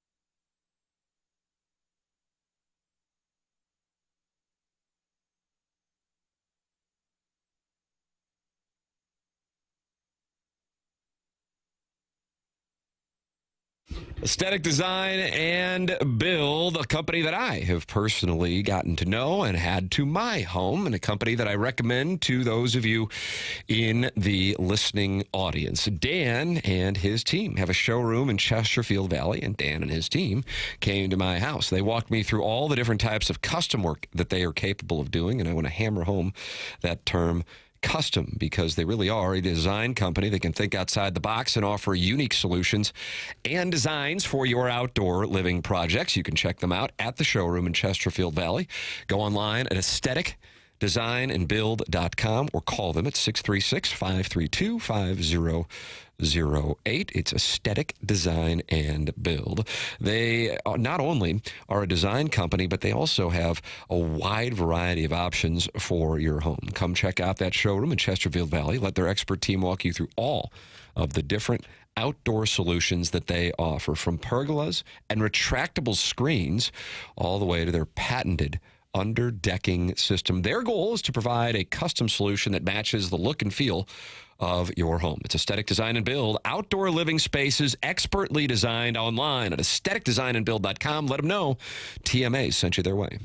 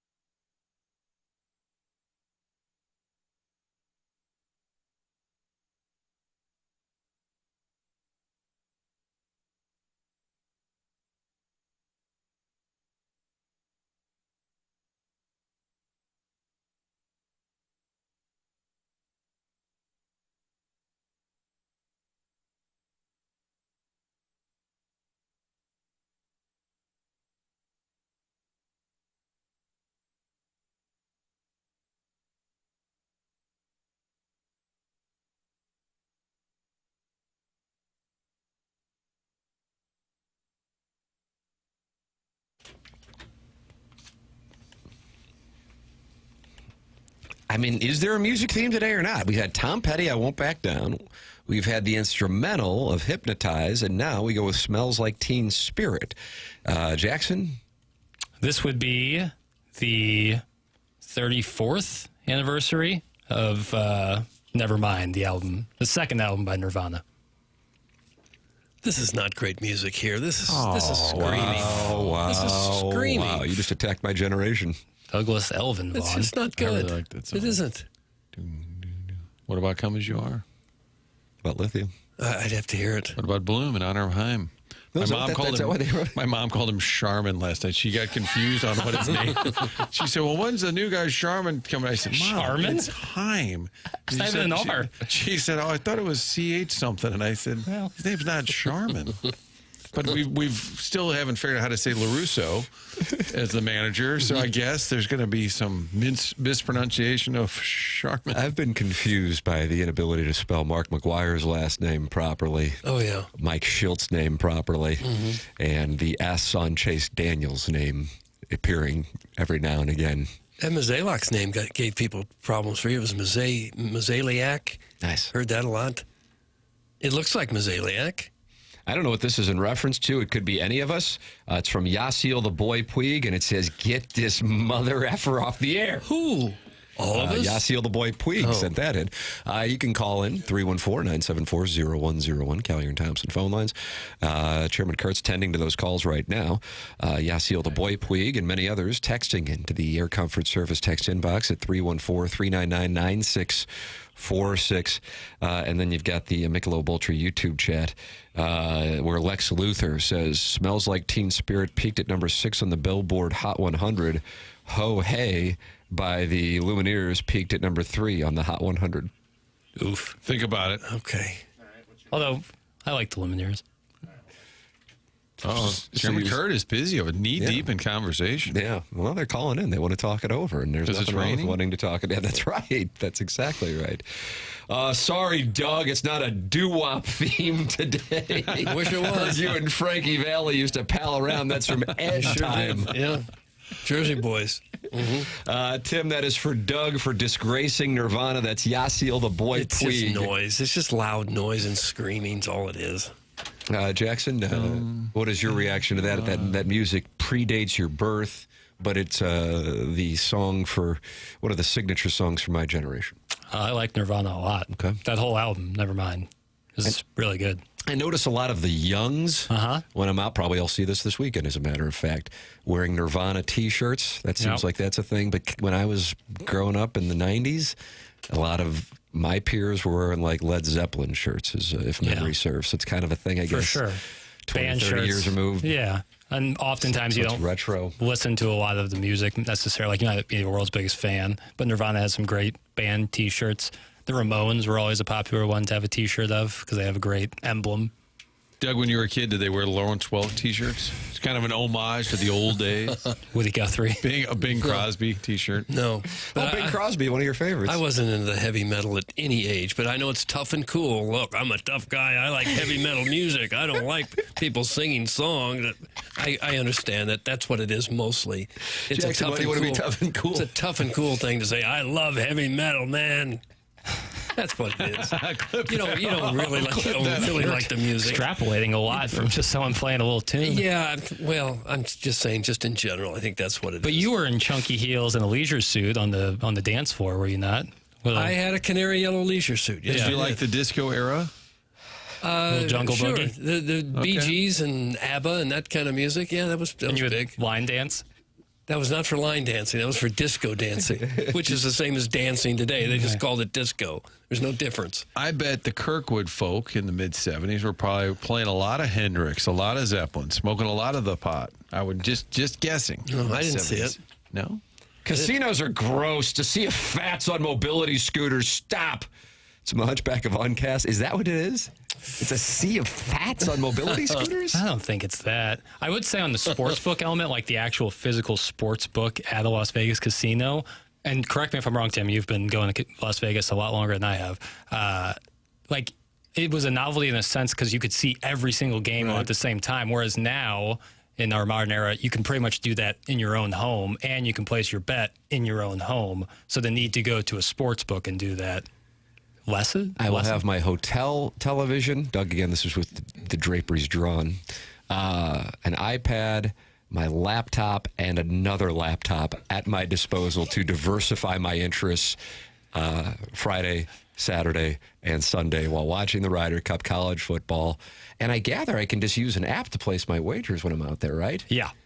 Yep. Yeah. So this is great. I really don't have to leave the room. I think in some places, like, you can't actually place a bet in the casino proper, like, of that book. Do you have a problem with that term, casino proper? I didn't care for it, no. I can't remember what the rules were, but I definitely used online gambling when I was there, so. Good for you. Can I ask a golf source here? I am taking those questions. Doug probably is not. Who's favored in the Ryder Cup? The United States, you got to bet 140 to win 100. Is the home team almost always favored? The road team has not won. Was that 2012, Doug? Was that Medina? The collapse on Sunday afternoon at Medina? Mm-hmm.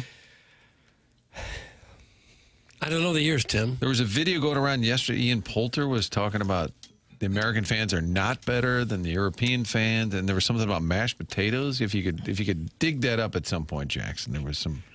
Okay. He didn't like the assignment you just gave. What do you mean? I said okay. But you said it in such a way, and then you turned your back on Martin as if to say, He's a lot of back turning today over there. Yeah, what Doug's doing is a lot of reading between the lines, maybe building on false narratives. Making the case. Yeah. I played a little heavy metal, and now I'm tough and cool, and I'm turning my back. I would disagree. That was heavy metal. It's grunge. Yeah, agreed. And you turned your back on me, yet you agreed with me. Chairman Kurt, we got a packed Callier and Thompson phone line board here. Jackson, Chairman Kurt, you tell me where to go, and that's where we'll go. You know what? I want to go with Kurt. Kurt, Yes. your namesake. And he's a Kurt with a K, which I trust way more than Kurt's with C's. Kurt Ford, Doug. I remember him. Ozzie Smith dove That was over him. Seward. Kurt Simmons was a good left-handed Cardinal pitcher. Signetti. Yeah, how about that? He's got to visit Kinnick this weekend, giving 7.5 to the Hawkeye. Kurt Flood, that was C-U-R-T. Yeah. All right. Kurt Russell's a K. Yeah, Kurt was a K. Herb Brooks. All right, yes, Kurt, you're on 101 ESPN. Good morning. Hey, guys. I used to deal at the casino years ago, and this is I got a couple stories real quick for you. The first one was I was over at the Queen dealing blackjack, and, nothing out of the ordinary. The gal, she didn't seem too tipsy, but all of a sudden she just hurls right on the table on the cards and everything, and it was not pretty. Let's just say that. What's the fine for that? Is there a fine that goes with that? No, she just got booted off the boat for that day or whatever. And her you money needed was new still cards. good. Yeah. Oh my God, yeah.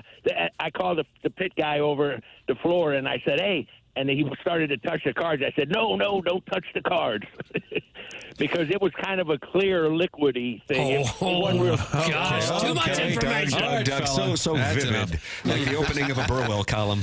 Hey, okay, here's the second story. Now, Okay. this happened at Lumiere. These are true stories, buddy. That's right. Don't call me buddy. Sorry about that. So anyway, this guy's, I guess he's at the blackjack table and he's on a heater and he doesn't want to get up and he wets himself right there on the chair. I'm not kidding. You saw this? No, but it's a true story. I didn't see this one, but I can guarantee you it was true. Unbelievable. So now this one just happened because I still know a few people at the casino. This one happened a few weeks ago. So the guy was dealing. I guess he was killing everybody like they normally do at the table, the dealer, and the customer called him an MFer. And yeah, and the dealer was highly upset. And he had been there from day one. This is at Hollywood. And he went over and told the floor guy, and the floor guy wouldn't do anything. And the dealer went off on the floor guy in the middle of everything and walked off the casino and said, "I quit." Kurt, what card did you deal? What games? Black. I dealt all the carnival games, baccarat, and the only game I didn't deal was craps. And I don't see you being stoic, which was our premise on deals. I feel like you would engage with the people. Oh, I had some great customers, And of course, I had some pretty bad ones too. And here's another thing. So when a player was on a heater and they'd be up 300-400 or whatever, and they wouldn't tip, they wouldn't be tipping. And of course, you can't solicit tips as a dealer.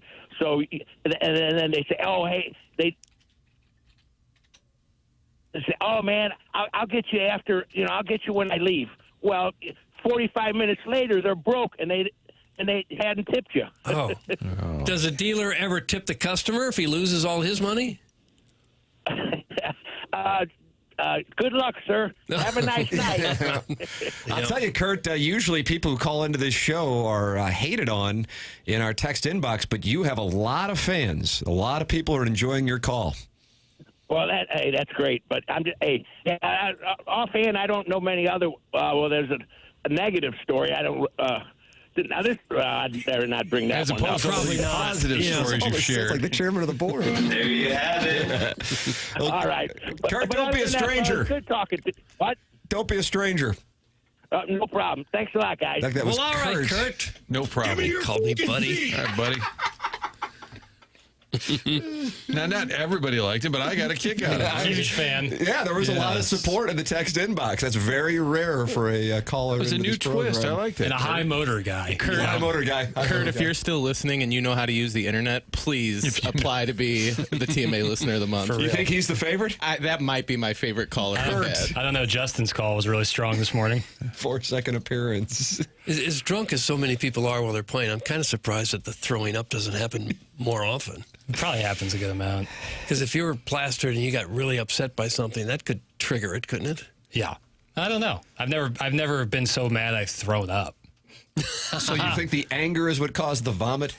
Well, as Doug's kind of saying, like when you're already, about to tip over, I think any kind of emotional reaction might get you going. It could. Yeah. I played in the World Series of Poker main event. Doug, I played 4 times or 5 times. I just don't know. And my first time ever playing was, you're nervous. It's the biggest event, and within the first hour or so I'm still getting my bearings. A gentleman gets so mad about the previous hand that when it came to him, he just started ripping up his cards and then tossed them onto the felt, and he was immediately escorted away from the premises to sit out for an orbit. Yeah. And then 5 years later, I played in it again, and I was sitting right next to him. Kind of looked like the teacher in Smoking in the Boys' Room, the Motley Crue video, Doug. I know you said you're a big heavy metal guy. I'm not, no. Smoking in the Boys' Room, Martin. Was that Motley Crue's first hit? Smoking in the Boys. Was that the Shout at the Devil? And it's a cover. Was that? No, that was Ozzy Osbourne. Is that Smooching with the Boys? Smooching with the Boys. Theater of Pain? What was the Motley Crue album where... I just don't know. One thing I do know that I've noticed over the years is the people at the casinos don't have a whole lot of patience for knuckleheads. Yeah, they'll throw you on your ass. Yeah. I mean, you don't get a second chance. No. Well, yeah, they can't mess around. No, then they don't. Caller Kurt is badass. That's from Ray King. You get a Ray King endorsement. Yeah, agreed. I didn't know you could smoke 3 packs a day while dealing poker. That's from Tim's Toothless Bottom Boy. Kurt should be banned from the internet. That's from Steven Time. Why?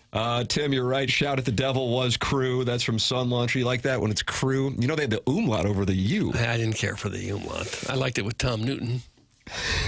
1999 Rammies. Was he a guard? I think so, yeah.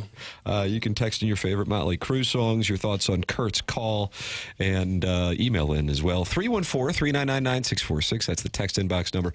Then you got the Design Air Heating and Cooling email today coming your way. Doug, you know anything about Design Air Heating and Cooling? I think you do. Well, sure. I think everybody should by now because most everybody has an air conditioner or a furnace, and sooner or later something's going to go wrong. Maybe it wouldn't if you just had regular maintenance done on it. That'd be a good idea. Call Design Air Heating and Cooling and talk to Seth Goldcamp or one of his people and have him out there to do some maintenance on your airco or your furnace. Or if it just breaks down completely, you're going to need him at that point. And Design Air has been proudly serving the area since 1904, more than a century of keeping homes comfortable and customers happy. Not just another HVAC company, longest running sponsor on TMA, and that loyalty says a lot. We sure appreciate it. Seth Goldcamp, 4th generation family-owned business, a name you can trust. They've been around forever because they do fantastic work. And it's an honest company. They're never going to try to sell you something you don't need. Whether you're dealing with the cold or the heat, they've got your back with dependable service and no pressure solutions. So visit designairservice.com. Schedule your service today. Design Air, comfort you can count on since 1904, and home of the handsome repairman. Ask for Larry, the Silver Fox. Martin Harrison's brother Master is adamant that Jackson never appeared on KSHE 95. Jackson will play the audio coming up, as well as Jackson attempting to pronounce hockey names as well. All of that coming your way next. Then Jeremy Rutherford in studio for your two-part questions coming up in approximately 19 minutes when we begin the Mark Hanna Evergreen Wealth Strategies 9 o'clock hour. We're currently in the Fisher Window and Door Store 8 o'clock hour on the morning after, presented to you by Brown and Crouppen on 101 ESPN and the TMA YouTube channel.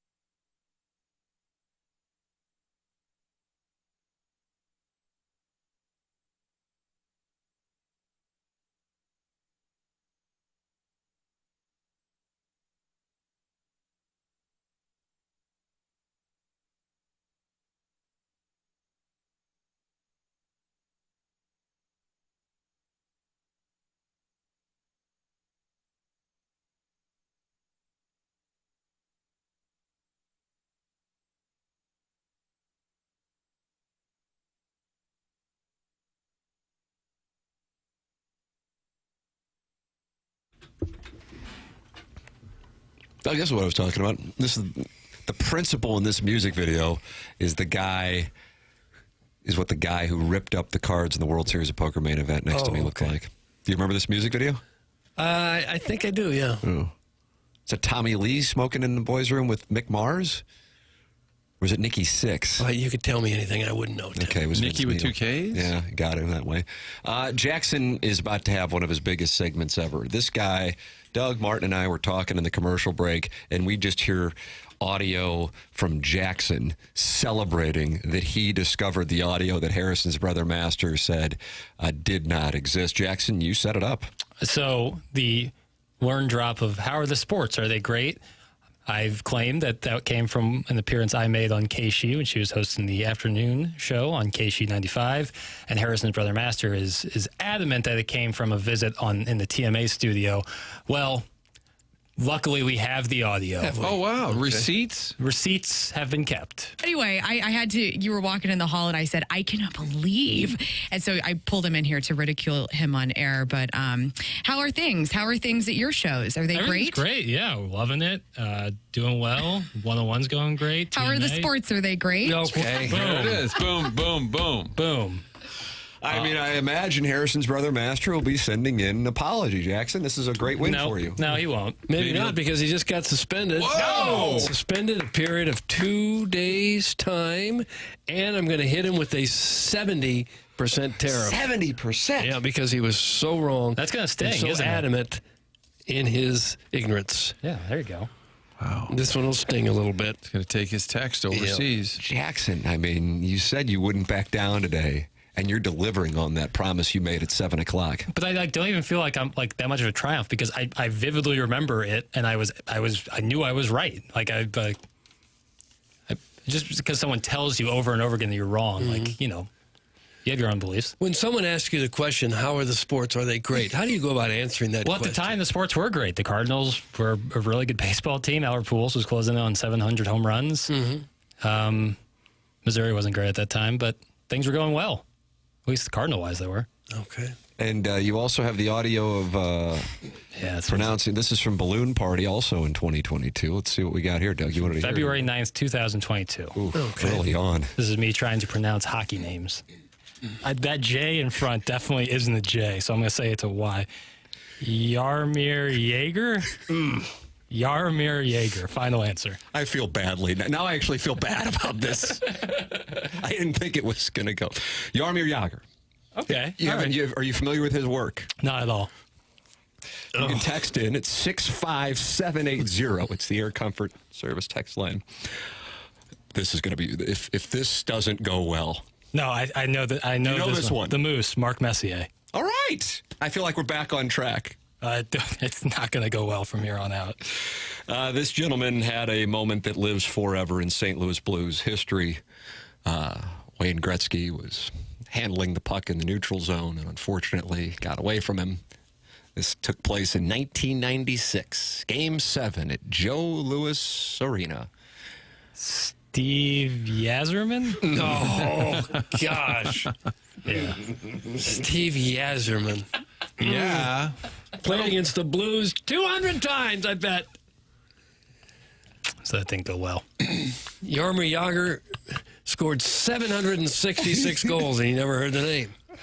How's the hockey? Is it great? I had heard the names. Again, I just hadn't seen these names spelled out before. Is that right? Well, Jaromir Jagr has 2 J's, so, like, you know, I'm not crazy. He was, I believe, from the Czech Republic. Thanks, guys, for playing that. Now I'm pissed off. That's from the 314. Jackson, they're not happy. They weren't happy that Gabe didn't know who Matthew Tkachuk was, and now they're not happy with you. There's sort of an alliance there with Jackson and Gabe. Yeah. Kind of the not anti-hockey. That's too strong. Ambivalent hockey guys. There you go. Perfect description. Pavel Burr? Oh. Pavel Burr. You know, Jagr skated in training camp as early or as recently as the end of July this year, and there's speculation he could still be doing it. Wow. Yeah. Not in the NHL, obviously, but And he broke in 1990. He's kind of got the Mike Gundy hair. So Mike Gundy here. 35 years later, he's still trying to play. The sound of Doug's disappointment is priceless. That's from The Big Show. Harrison's brother, Master, is not sold, but that was real audio. Oh, jeez. That sounded like a drop within the cut. Play it again. I think he put that drop into the conversation. Her sentences didn't really make sense with that thrown in. Her sentences didn't really make sense with that thrown in. Play it again. That didn't make sense thrown in. We should block That didn't make sense. I don't know. I didn't hear it right. Up the tariff, Doug. Gentlemen, I don't know if this is correct. The tariff is now 100%. 100% tariff. And if he wants to take his text to other nations, that's fine. And if somebody's blocked, does that mean they can't even text into the show? No They one's should ever been blocked. resist the urge. No one's ever been blocked. I thought you blocked some Some Russian bot was texting and I blocked. No real people will be blocked. Arbor Day was blocked for a while, and then a similar account would just text in, and, and it would say like from All Saints Day and all the random days. That's it. I'm out. I've had enough of Libby Kimmel. See you guys next week. That's from Gooner Reloaded. This is terrible. It's disheartening, and it makes me feel old. Please stop before papers mispronounces Brett Hull's name. That's from the 314. But if I put like some NBA names in front of someone who doesn't watch basketball, they'd fumble around with it, and no one would make fun of them. Possibly even the MVP of the league. You mean The Greek Nikola freak. Jokic? No, Greek freak. Last year, Shea Gilgeous-Alexander? Wasn't he just the MVP? Yeah. Yeah, there'd be people. Right, they call him Shy. Some in this room Say Who is Shy. this? Giannis Antetokounmpo. Yeah, right. Giannis Antetokounmpo. I kind of stutter step there, but I got there. But an example. Right. Yes. Right, exactly. Why Alpha don't you- Camino. Okay, here you go, Jackson. Do you got a little handheld recorder? If not, we'll get you one. iPhone. You go to a Blues game, and while folks are walking in, you say, hey, we're doing a little spelling quiz and a pronunciation quiz. Can you help me out here? And then you give them a list of NBA names. Yeah. Look at that. And let those hockey folk butcher your basketball folk. Right, but they won't provide the satisfaction I desire. You know? Cut that off. It simply won't. Jokic, just kind of a hard name. Yeah, to Nikola say. Jokic. Yeah. Some people would say Joel Embiid. It's Joel. Well, sure it is. Now Harrison's brother Master is receiving a text from the Warson Woods wacko. Hey, Harrison, dumbass, where's my money? ESPN reported that Sam Horn was the starter. Time for you to pay. Shut up and die. That's from the Warson Woods wacko, who I guess sent $100 to Harrison's brother Master and now wants his money back, plus another 100 because he was right, because he's saying the ESPN broadcast said that Sam Horn was the starter. Wonder if Harrison's brother Master will be sending that money over. I don't know. Here's right afterwards. How are the sports? Are they great? Yes. Sports are great. The Cardinals are doing well. There's a little guy named Albert Pujols who might be doing something big here soon. Oh, maybe so- tonight, right? There you go. Oh, gosh. How are the Hardy sports? laugh from Lauren there. You guys really hit it off. How are Hardy the laugh. sports? Are they great? Yeah. I think that was before Iggy had been on Casey at the time, and I think there was some light bitterness that was going on. No basketball, douchebag. That's from the Sun Launcher. I don't know what it means. Is there a comma anywhere, or is it just no basketball? I think just in general, he doesn't want to hear you talking about SGA. And does the Sun Launcher have a shuttle ride? Because I feel like we've launched a lot of Cardinals into the sun this season. Yeah. Hey, Warson Woods bozo, you never sent a single dollar, you cheap ass. That's from Harrison's brother Master, so he's saying he doesn't owe him money because he never sent any money.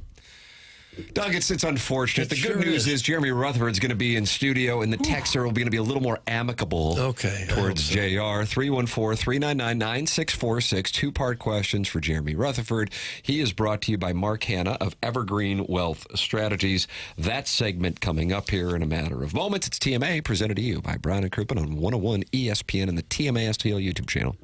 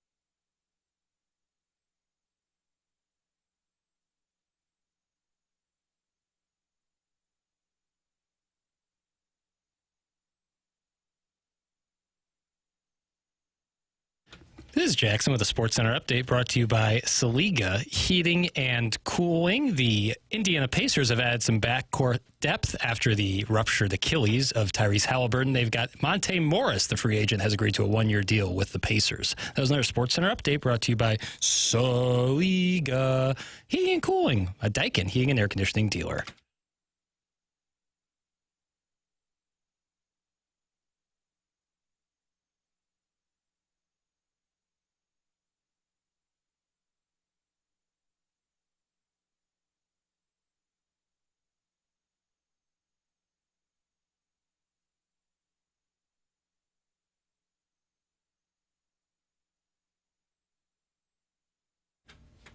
Oh, you like this, Jim?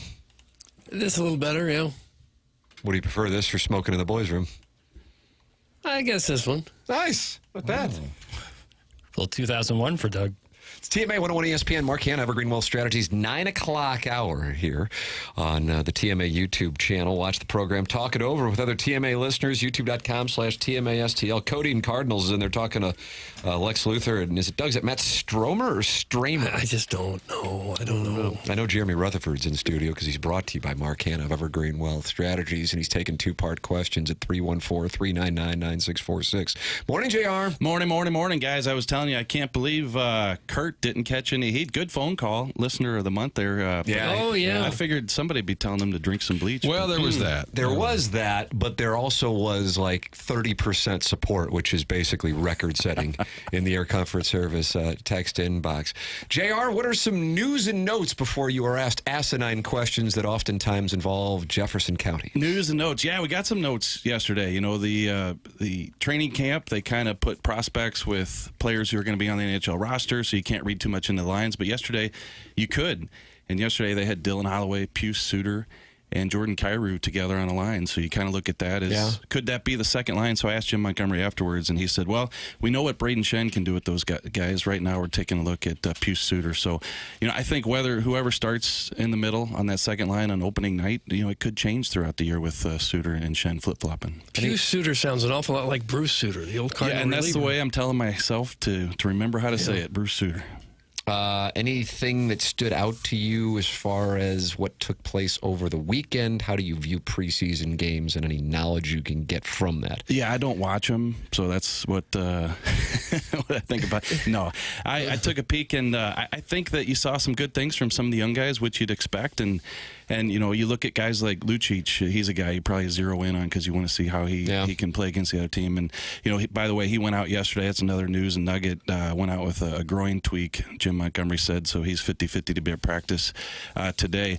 But I don't know. Like, I'm just being honest with you. Like, you know, Lucic, they say he's best shape that he's been in a couple years. You know, I hope so, because if you're 37 trying to make the team and get back in the NHL, you're going to have to be. But I know it's preseason. I don't want to read too much into it, but I think he's got a lot to do, you know, to make the team.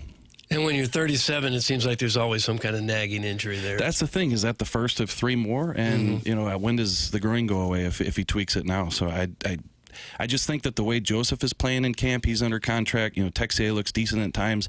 That can you really carry Lucic? JR, I thought Suter was a replacement for Foxa, but it feels like Suter maybe has a little higher upside in terms of offense. Yeah, he does. And you know, you look at last year, he scored 20-plus goals, and I talked to him in the summer, and he said he thinks he can do it again, Marty.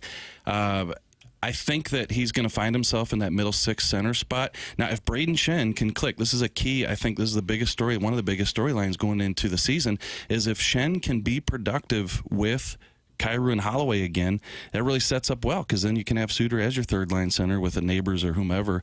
But definitely, yeah. And then do you have a Bukestad as your fourth line center? He's the Foxa replacement. But yeah, they have higher expectations of Suter than they did for a guy like Foxa. Did I hear Doug Armstrong correctly yesterday when he said Braden Shen looked about as good as anybody in training camp so far? Did he say that? Yeah. I didn't catch that. But, you know, I think he's played well. And I think that, you know, last year he did bounce back. I feel like that production with the wingers that he had was what they expect. And, you know, with a guy like Shen, who's always going to give it his all, and he's got some skill, he's obviously got some toughness. He didn't have some great wingers. Like, you're going back to Jordan Kyrou from 2 or 3 years ago when he was a minus 38. So you put some guys who are playing well defensively and finishing plays, and I think it makes Shen better.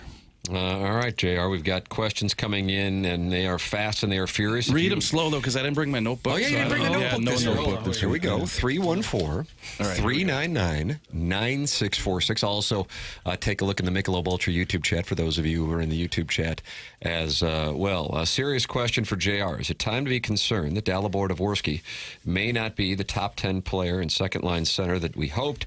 I have the prospect rankings as follows. Doug, you like the prospect rankings? Whose rankings are they? Harrison's brother Master. Oh, I thought he was banned. He is banned, and he's facing a 100% tariff. What publication does he write for? His own. The master list. Juracek, who I heard Joey Vitale and Kerber raving about from the Sunday game in Columbus.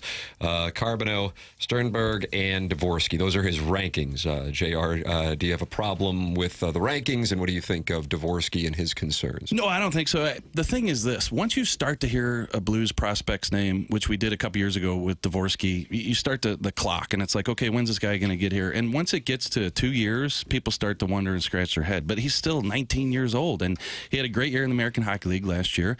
He's got a outside chance to make the team this year, and if he doesn't make it, he could be up, during the season. The thing with Dvorsky is the skating, is the foot speed, is the pace. Can he keep up? And I think he's still got to prove that. So until we see that, I think people are going to have some questions about him. But Juracek looks great.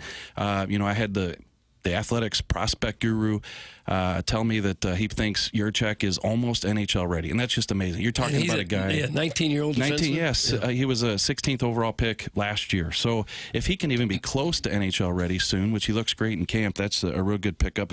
And the last one, I think Stenberg, he's really shown a lot in this camp. He had 3 first-round draft picks a few years ago, and he was the guy who probably unheralded the most, but he's really stepped up and played well. And, he came up as a center, but they got him playing on the wing and looked real good at the prospect camp, and he's looked real good in main camp. Juracek is listed as 6'2", 167. That's not a very big he's guy. listed as that. You're right. But this guy, just like me, about 20 years ago, he gained 25 pounds in 1 year.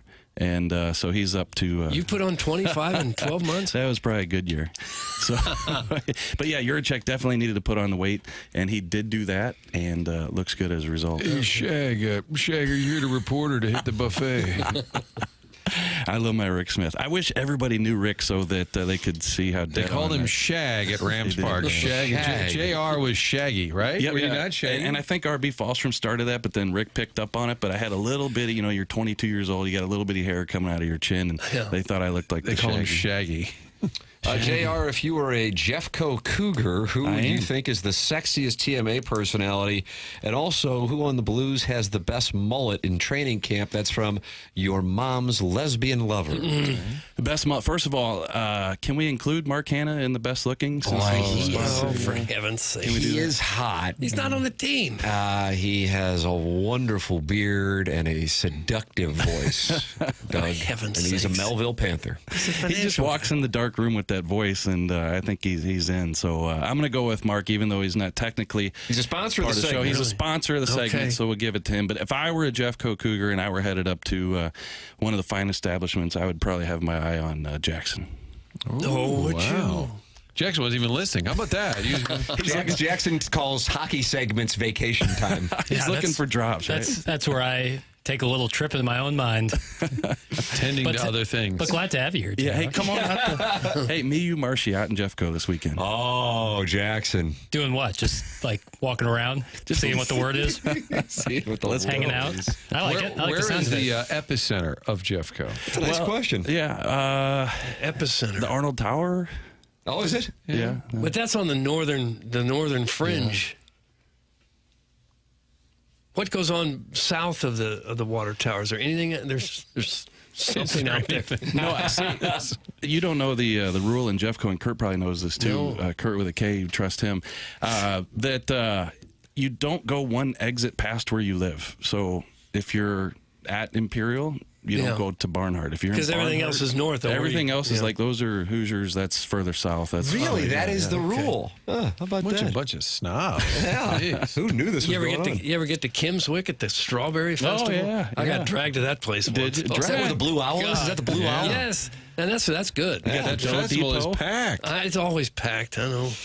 JR, I know it's early, but who is a former or current NHL player that might be a good comp for Justin Carbonneau and his skill set? Second question, if you had to choose a strapping, mustachioed former Blues tough guy to share a hot tub with, would it be Harold Sneps or Steve Durbano? Steve Durbano. I'll go with Sneps because Durbano, that was the guy that mooned the crowd at Madison Square Garden. Yeah, he acted like he's pulling down his hockey pants to the crowd. Carbonneau, yeah, early, but gosh, I feel like we could start out with a guy like Backus just because he's a guy who's going to be that power forward, drive to the net. But I think there's a lot of skill there with Carbonneau. So locally, I will go with Backus for now. Tim's offshore bookie writing in. It depends on what you're looking for, Doug. If you want to do drugs, go to High Ridge. If you're just looking to chill, go to Festus. If you want a good time, go to Arnold. Is that it? That's the breakdown. Wow. Hey, Kurt said it's not far off. The chairman said that's good. Is that on the pamphlet? This one comes from inside the Blues locker room. Daddy Padre writing, I think Alex reminds me of Carbonneau. Alex? Alex who? What? Am I missing something here? Alex reminds me of Carbonneau. I don't know. Could it be Carbonneau reminds him of Alex Petrangelo? Ferrario? Alex Ferrario. I've lost the text. They're coming in so fast. Where did Daddy Padre go? All right, I've lost. JR, will the Blues just be good? And a follow-up, am I poor if I vacation to the pear tree in Arnold? You are definitely. Are you living there by the month? If you are, then. Buzz. Yeah. Are What's the Blues going to be good? Is that a hotel? Yeah, I've never heard of that. That's a hotel, but I drove by it the other day, and I think they were pulling the beds out of that place. So I don't know. Oh, no, we better get in there quickly. That's kind of Buzz's thing. He has a mattress on the floor. Doesn't need a proper It's a bad frame. sign when you drive up the outer road and you see like 27 beds leaned up against the hotel. They're replacing them, hopefully.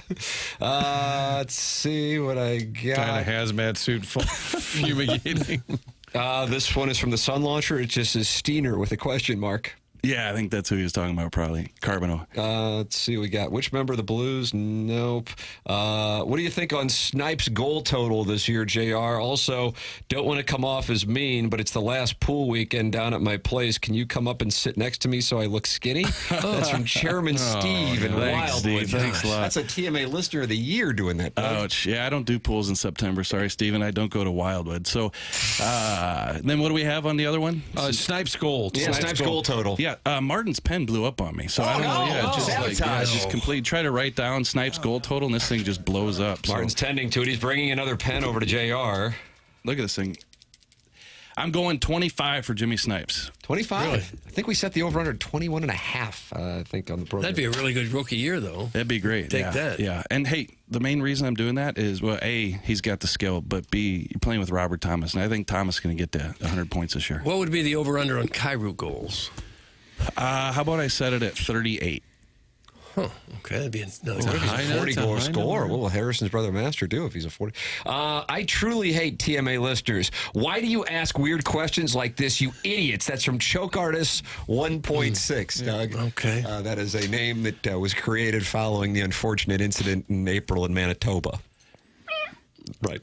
Yeah, I'll give you the answer to that. I get more feedback about two-part questions than I do about being a good dad, about writing at The Athletic, about anything I've ever done. This is the biggest. And when you say two-part, I hear Clave saying 2 pound. I can't help it. The 2-part reminds me of the 2 pound. 2-pound carrot cake. Look at Jackie Papers. Look at that. It's locked at Jackie Papers. Because he wasn't paying attention. JR, can Holloway net 40? That's from the 636. Holloway? Ooh. Ouch, that's a big number. Yeah, that's a big one. He got close to 30 last year, missed the last few games. Yeah. I'm going to say no, not this year, 35 max. 35. Let's see. Hey, Choke Artist 1.6. That's because TMA listeners aren't prude garage dwellers? I've never heard the term garage dweller. Does that mean like people who hang out in their garage? Watch the game in the garage. Maybe you don't have a basement, so you got to live in the garage. Is it a big thing in the Kirkwood in Jeffco? I'm surrounded by carports. Well, I have a carport. There it is. There you go. No, there's a lot of driveway drinking in Jeffco. Oh, is that right? Oh, yeah. There's a fire pit in the driveway. You got 6 camping chairs circled around it. You drive up the street, and on any given Saturday, there's going to be 6 driveway drinking situations. Is that right? That sounds good to me, actually. Sounds like a Halloween thing. Yeah. That's kind of what they do in my neighborhood, but generally during the week, everyone doesn't sit out there and booze it up. Typically working. Hey, choke artist, choke on a wood chipper. That's from the Veiled Prophet. He's not happy. We say Thomas is going to get 100 points every year. He's not that guy. And don't say he got hurt last year. He's ranked as the 49th best player in the league. That's some Sharon's Ledoux pool boy. Yeah, but he's ranked by Harrison, right? And that's right. He has different power rankings. Yeah, different rankings. Let's see. Better next 3 years, Bolduc or Logan? That is from the 314. You can't judge that. That's a forward and a D guy. So Bolduc might score 30 goals, and I think he's going to be good. I think he's really going to be good, and he's going to be in the top 6 for the Montreal Canadiens before too soon. But I like what I've seen in Mayu, and he's in that third pair right now. He's going to get some games this year, and who knows? Falk's got, 2 years left on the contract. Mayu could climb the charts, and I'm not saying he's going to be a top pair guy and eventually be Parayko's replacement, but I think he's going to be at least a good top 4 guy. JR, my grandma loves the Applebee's in Arnold. Want to meet there for lunch with us today? That's from Katie Woo's burner. I do not have time to meet at the Applebee's today. Oh, wow. What if it's Chili's? A few things going on. Chili's, I do have time to meet at Chili's. Oh, see?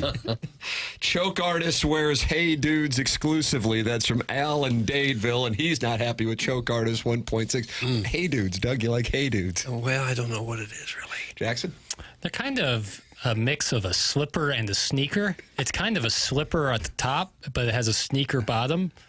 And is it open in the back? No, it's a closed toe.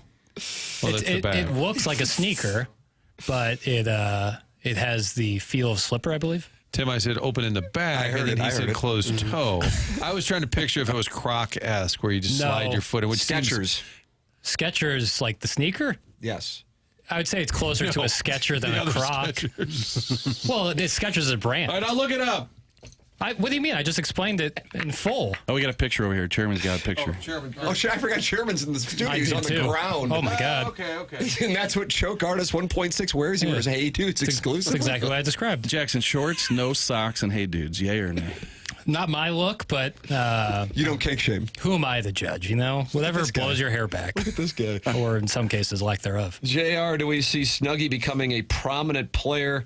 And when do we see a Snuggie night? That's from the 314. Yeah, do you remember Snuggie? Probably gave the Blues an idea there. Yeah. I think we're going to see a really good player. When you look at these young guys, it is so difficult. But he's not 18 or 19. He's 21 going to 22. He's played a couple years in some high-level games, and he looks the part, and that's the biggest thing. And the shot translates to the NHL. His shot translates. And so, you try not to get in front of this thing, but I do think that Jimmy Snuggerud is going to be a guy that in 10, 12 years, he's going to be that guy. In the NHL, usually players... the good players are going to be there by 22. Yeah. And when I say in 10 or 12 years, he's going to be that guy, it's not going to take that long. It's just in 12 years, you're going to look back and say, this is a guy who turned into who we thought he was. But 22 isn't necessarily really young for a solid player in the NHL. Right.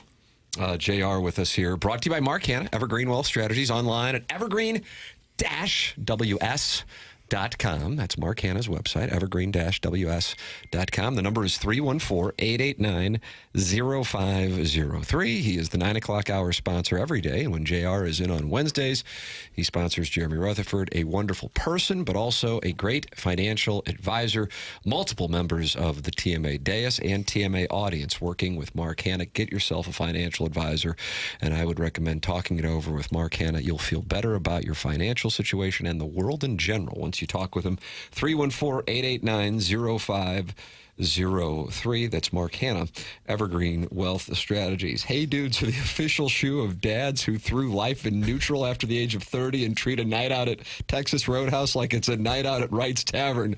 They play well in the territories. Anyways, JR, is Nelson Emerson making his team or not? That's Alan Dadeville. What about Nelly? I saw Nelly last year. I think he's with the Kings. He came in and went out to dinner with Chaser, of course. Everybody goes out to dinner. Nelly, I don't think he could make this team. How old is he now? He's 53. Is he? Gotta get in shape. Jackson just gave a text of the day. That's all it took. It earned it.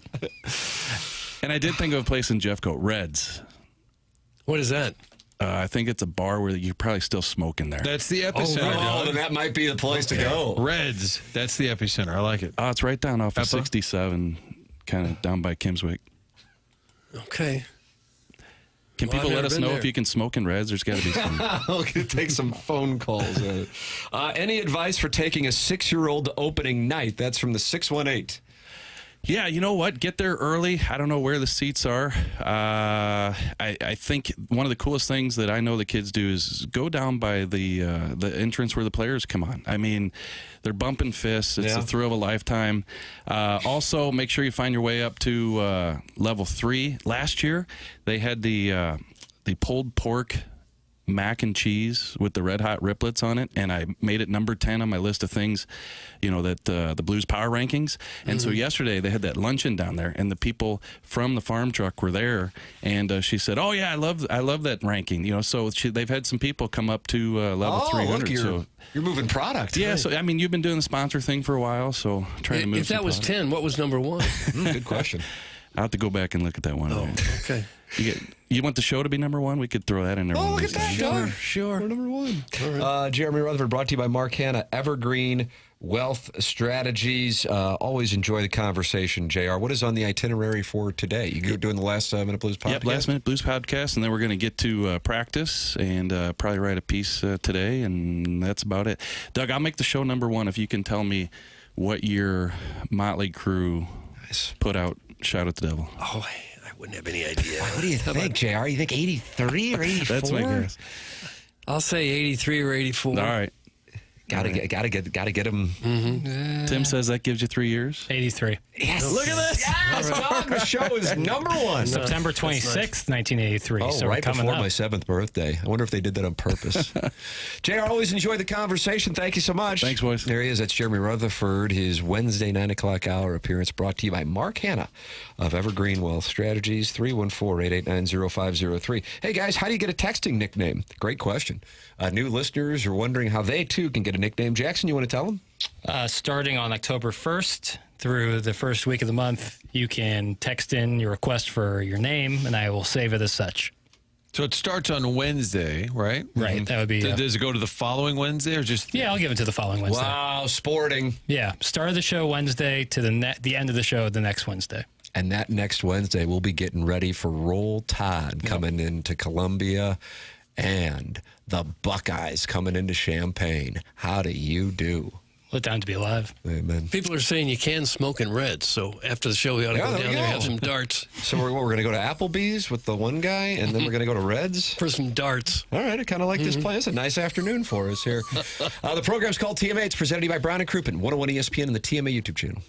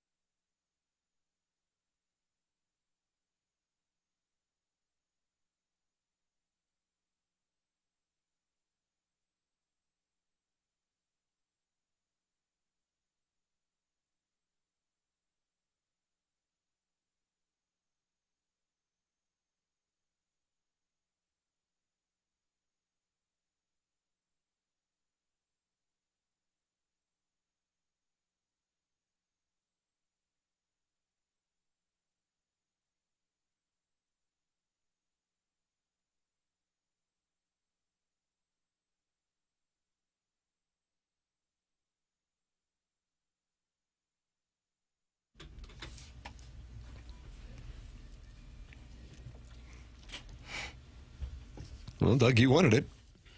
Not really. Why don't we let Doug format the music one day?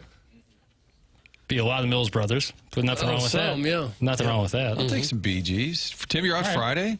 Out Friday and Monday and Tuesday. All right. It's a big Doug Just Vaughn sitting music in a dark Friday. room.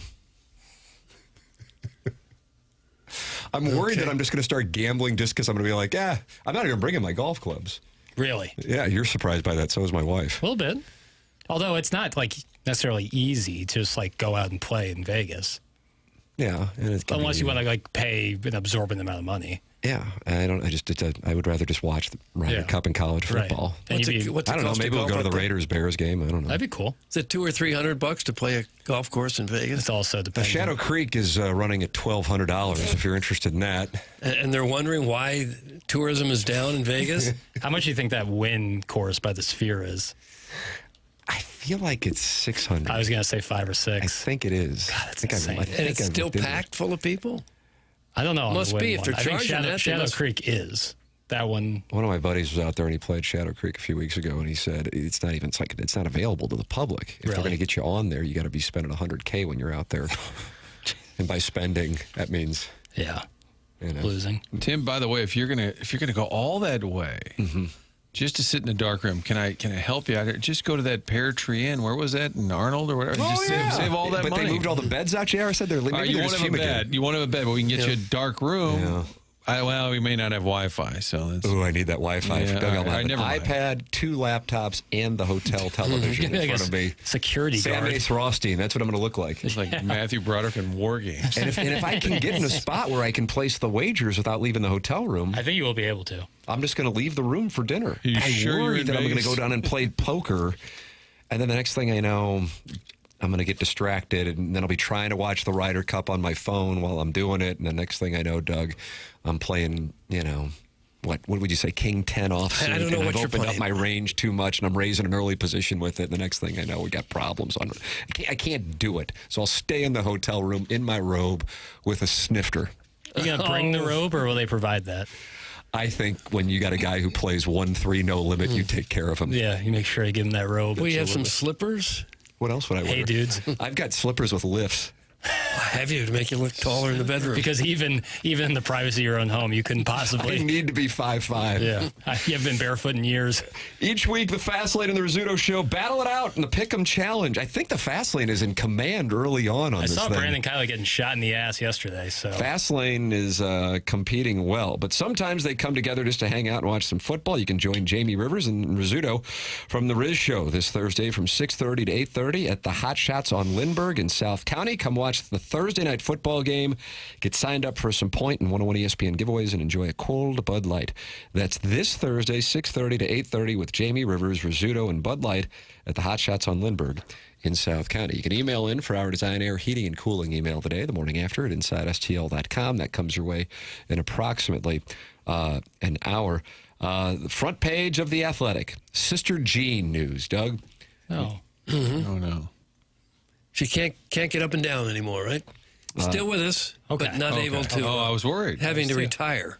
She's retiring at the age of 106. That is the headline. Sister Jean, who we remember from Loyola Chicago's run, Porter Mosier, friend of the program, led that team to the Final Four. And I saw the headline, and I'm like, I had the same reaction. Yeah. But no, she's just announced that she's retiring, Doug, at 106. Jeez. What a champion. She must have made a lot of money to be able to retire that young. Shut it down.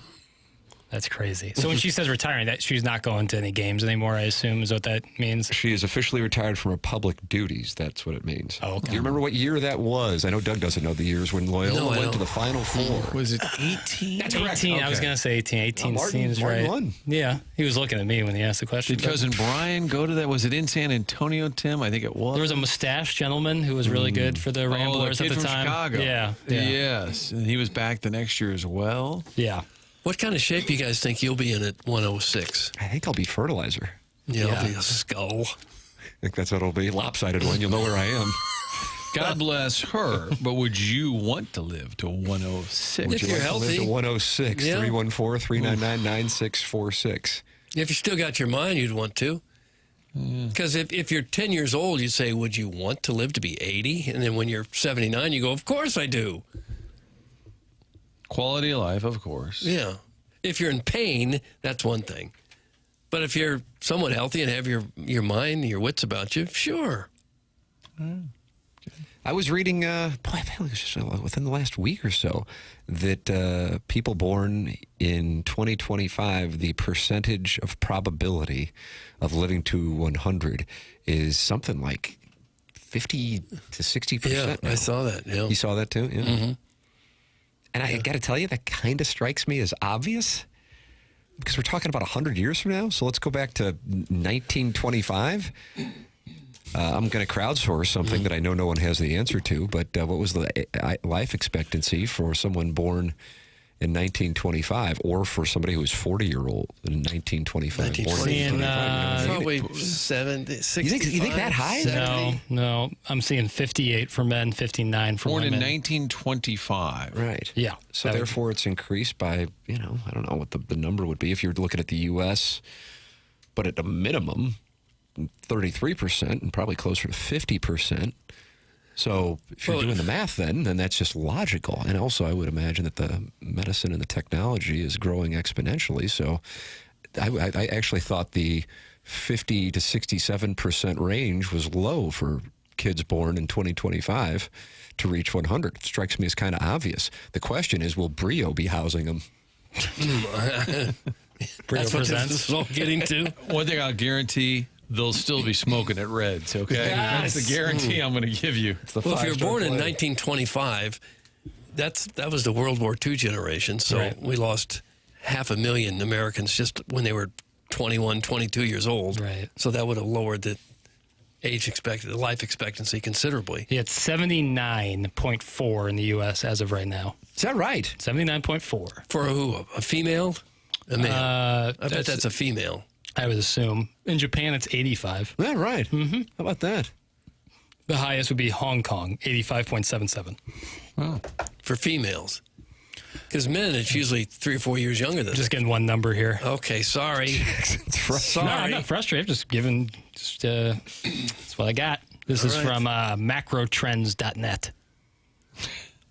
I thought the last couple of years that the life expectancy was actually going down a little bit. It did subside around 2020. I think that would coincide with the pandemic, and then rebounded in 2022 and went up.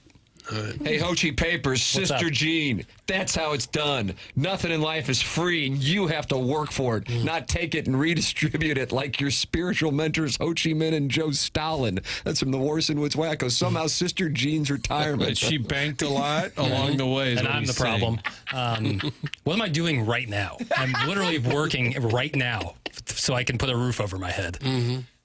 Chairman Kurt sent me Sister Jean's number if we wanted to call her. Phone number? Yes. Wow. Send me phone Rotary? number. How would you have that? Great on your Tinder account? No, my upper limit on there is 85. So she's just. Have you ever seen someone in their 80s on? No, I think every once in a while they'll show me a lass in her 60s. Nice. Don't you have a filter set up, though, that you pick your age range? And Yeah. kind of like the unfortunate height range that they have. Very tough. Very tough. Bad beat. The pool is shallow. So I check the box that says if you run out of people, show me people outside of this range. Really? Max it out? So they'll sneak a person born in the 60s in there to me every now and then. How many do you go through before you realize, well, I better go to this alternate pool? I unfortunately have hit the end of St. Louis a couple times. I've finished that video game a time or two. Ran out. Yeah. And would that be like more than 100 or so on this app? Oh, yeah. And you don't like any of them? No, I like some of them. But they got to respond back or it's worthless. Therein lies the problem. Okay. And the rub. Bachelor Baseball, didn't he have a window for his opening day? No, yeah, he tickets? did. We tried to help. That guy. 25 to 75. Like out of 100, how many would you find a possibility that you might enjoy? During the break, we'll do some swiping and see what the percentage is. Oh, yeah, I wouldn't mind seeing what's doing. Yeah, we can do that. What's doing? I really would. I'm kind of curious. Clearing the deck? Because, just kind of like my... there's like 20 people in my age range, and they all just kind of like sleep with each other. Sure. You know? Yeah. So I'm curious what's doing. And I let my location change like on the weekends when I go to So you Columbia. represent Huntley? What's that? You represent Huntley? South City. I stick to my roots. God bless. 63109. But like I allow the location to change when I do my little Columbia road trips, and I find more relative success getting out of St. Louis than when I stay in, even in a town like Columbia. Huh. Just because you're seeing different faces? It's probably something to that. Do you say must be a TMA Lemming? Is that a deal breaker if they're not? They got to like Tim. No. Thank you. That's why you carry a cardboard cutout. One of my with you. my main profile Maybe pictures. that's the problem. Maybe that's why you're not connecting with someone. Well, if they don't like Tim, I don't want anything to do with them. That's the right thing, Martin. That was a high note strike right Go to there. the audiologist on my way. Skipping on board and going straight to the ear doctor. Is this Lexington Steel? Yeah, that's another How about question. some Frank? you can Give me ask some Frank drops. What do you got? What do you got? You're gonna give me a second. I'll give you some. Now Harrison's brother Masters. By the way, Tim, cousin Nick, loyal listener of the show in Minnesota.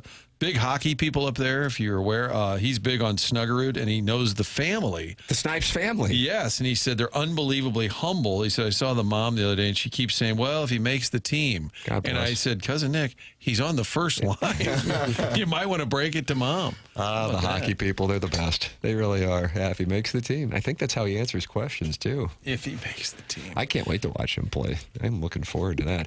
Let's see what we got here. 314-399-9646. Friends are texting in aggressively here about Chairman's dating apps. You can also email in the morning after at InsideSTL.com for our design, air, heating, and cooling email today. That's coming up in approximately an hour. Jackson, have I bought you time?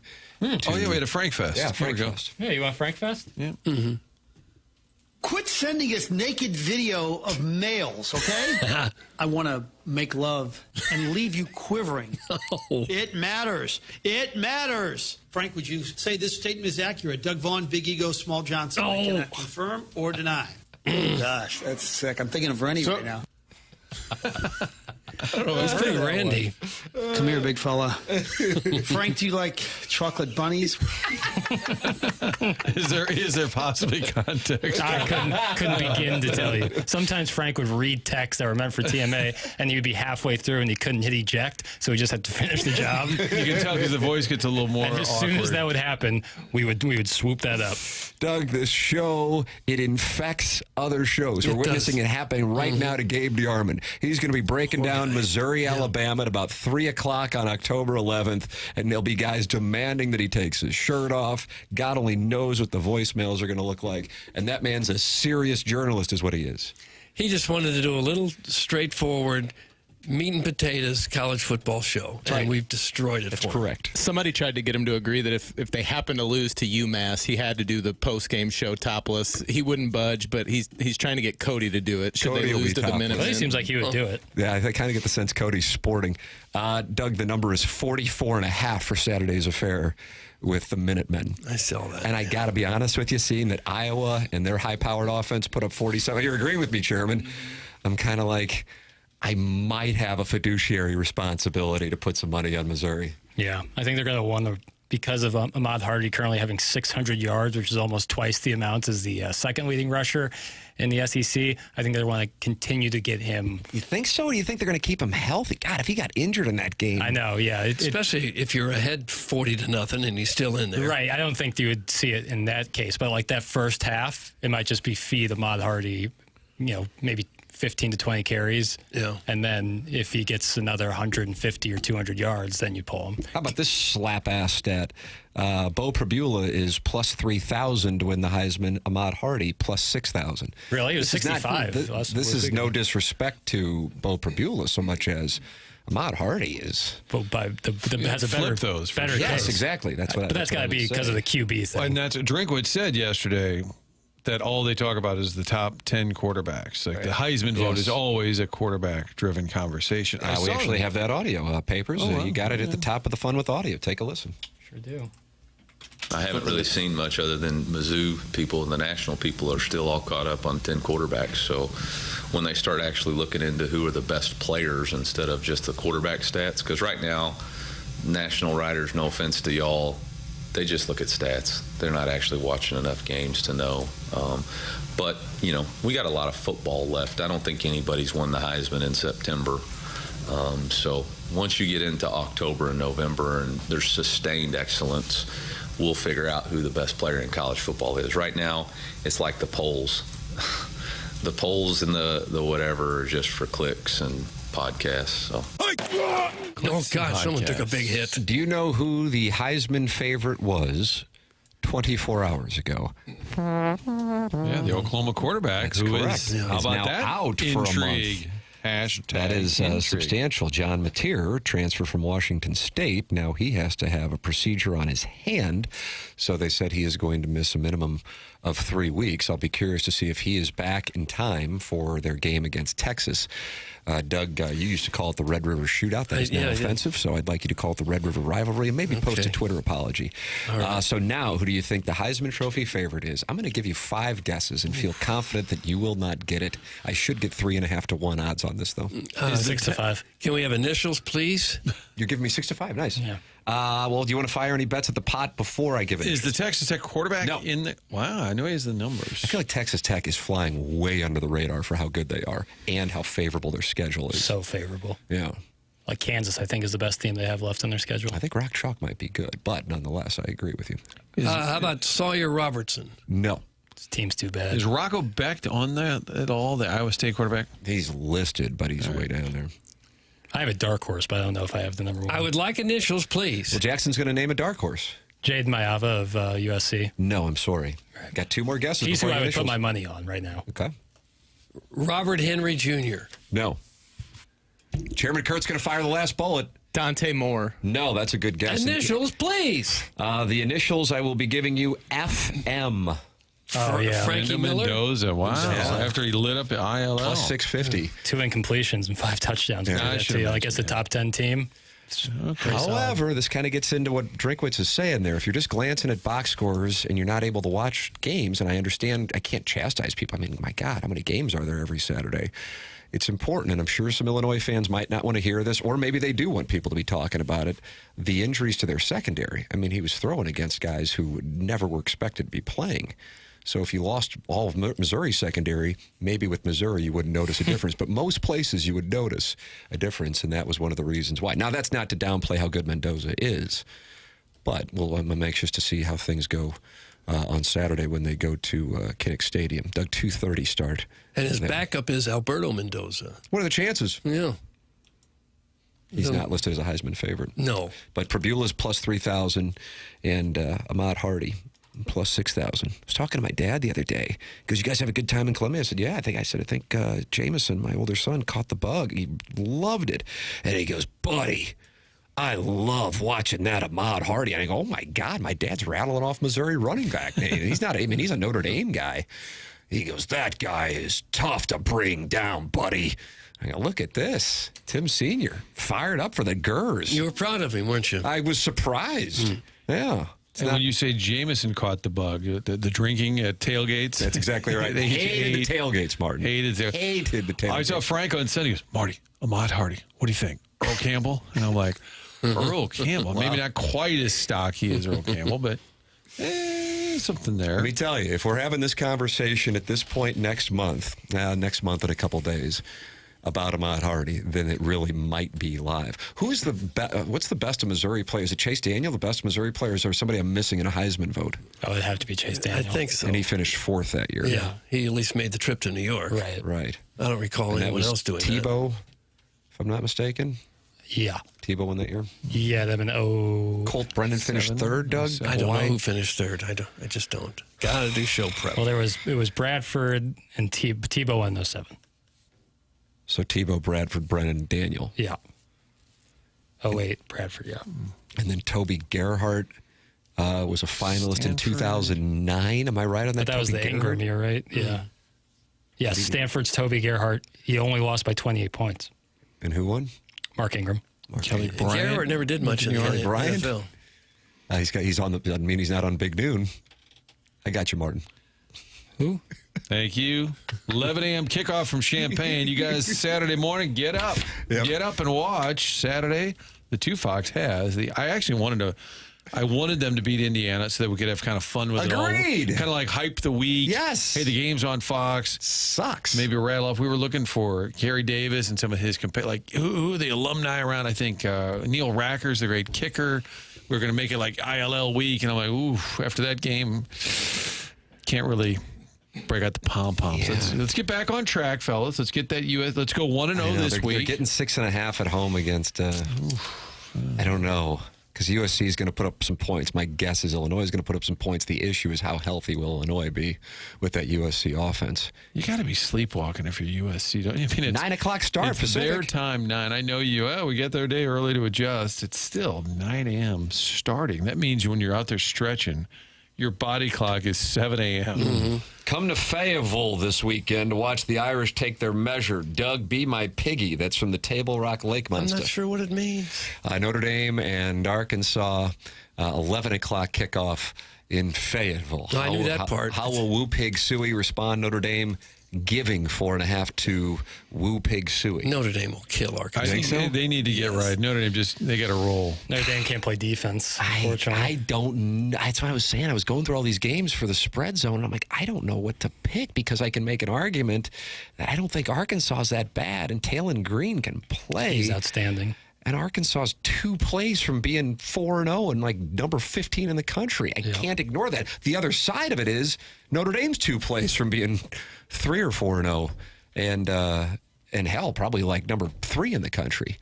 You know what I mean? And they did it against like the one team that you can kind of go through and go, okay, I think Miami is legitimate because Miami has beaten Notre Dame, and then they also beat up on USF, who got waxed. They beat Florida and Gainesville. I don't know. I'm still not sure who the best team in college football is. We'll have a little bit more information after this weekend. Papers, can I ask for one more drink? I wanted to hear the clarification on the kicking. Do we have time? Oh, yeah. Can we break and play that? Because I think that's a good topic. I agree. Because I'm interested in this. Because you brought it up. Being at the game, I didn't hear it, but you guys were bringing that up, and we asked Gabe, and he said I didn't have the broadcast, so he actually explained it. This was quite a little situation. We'll have that for you next. TMA 101 ESPN.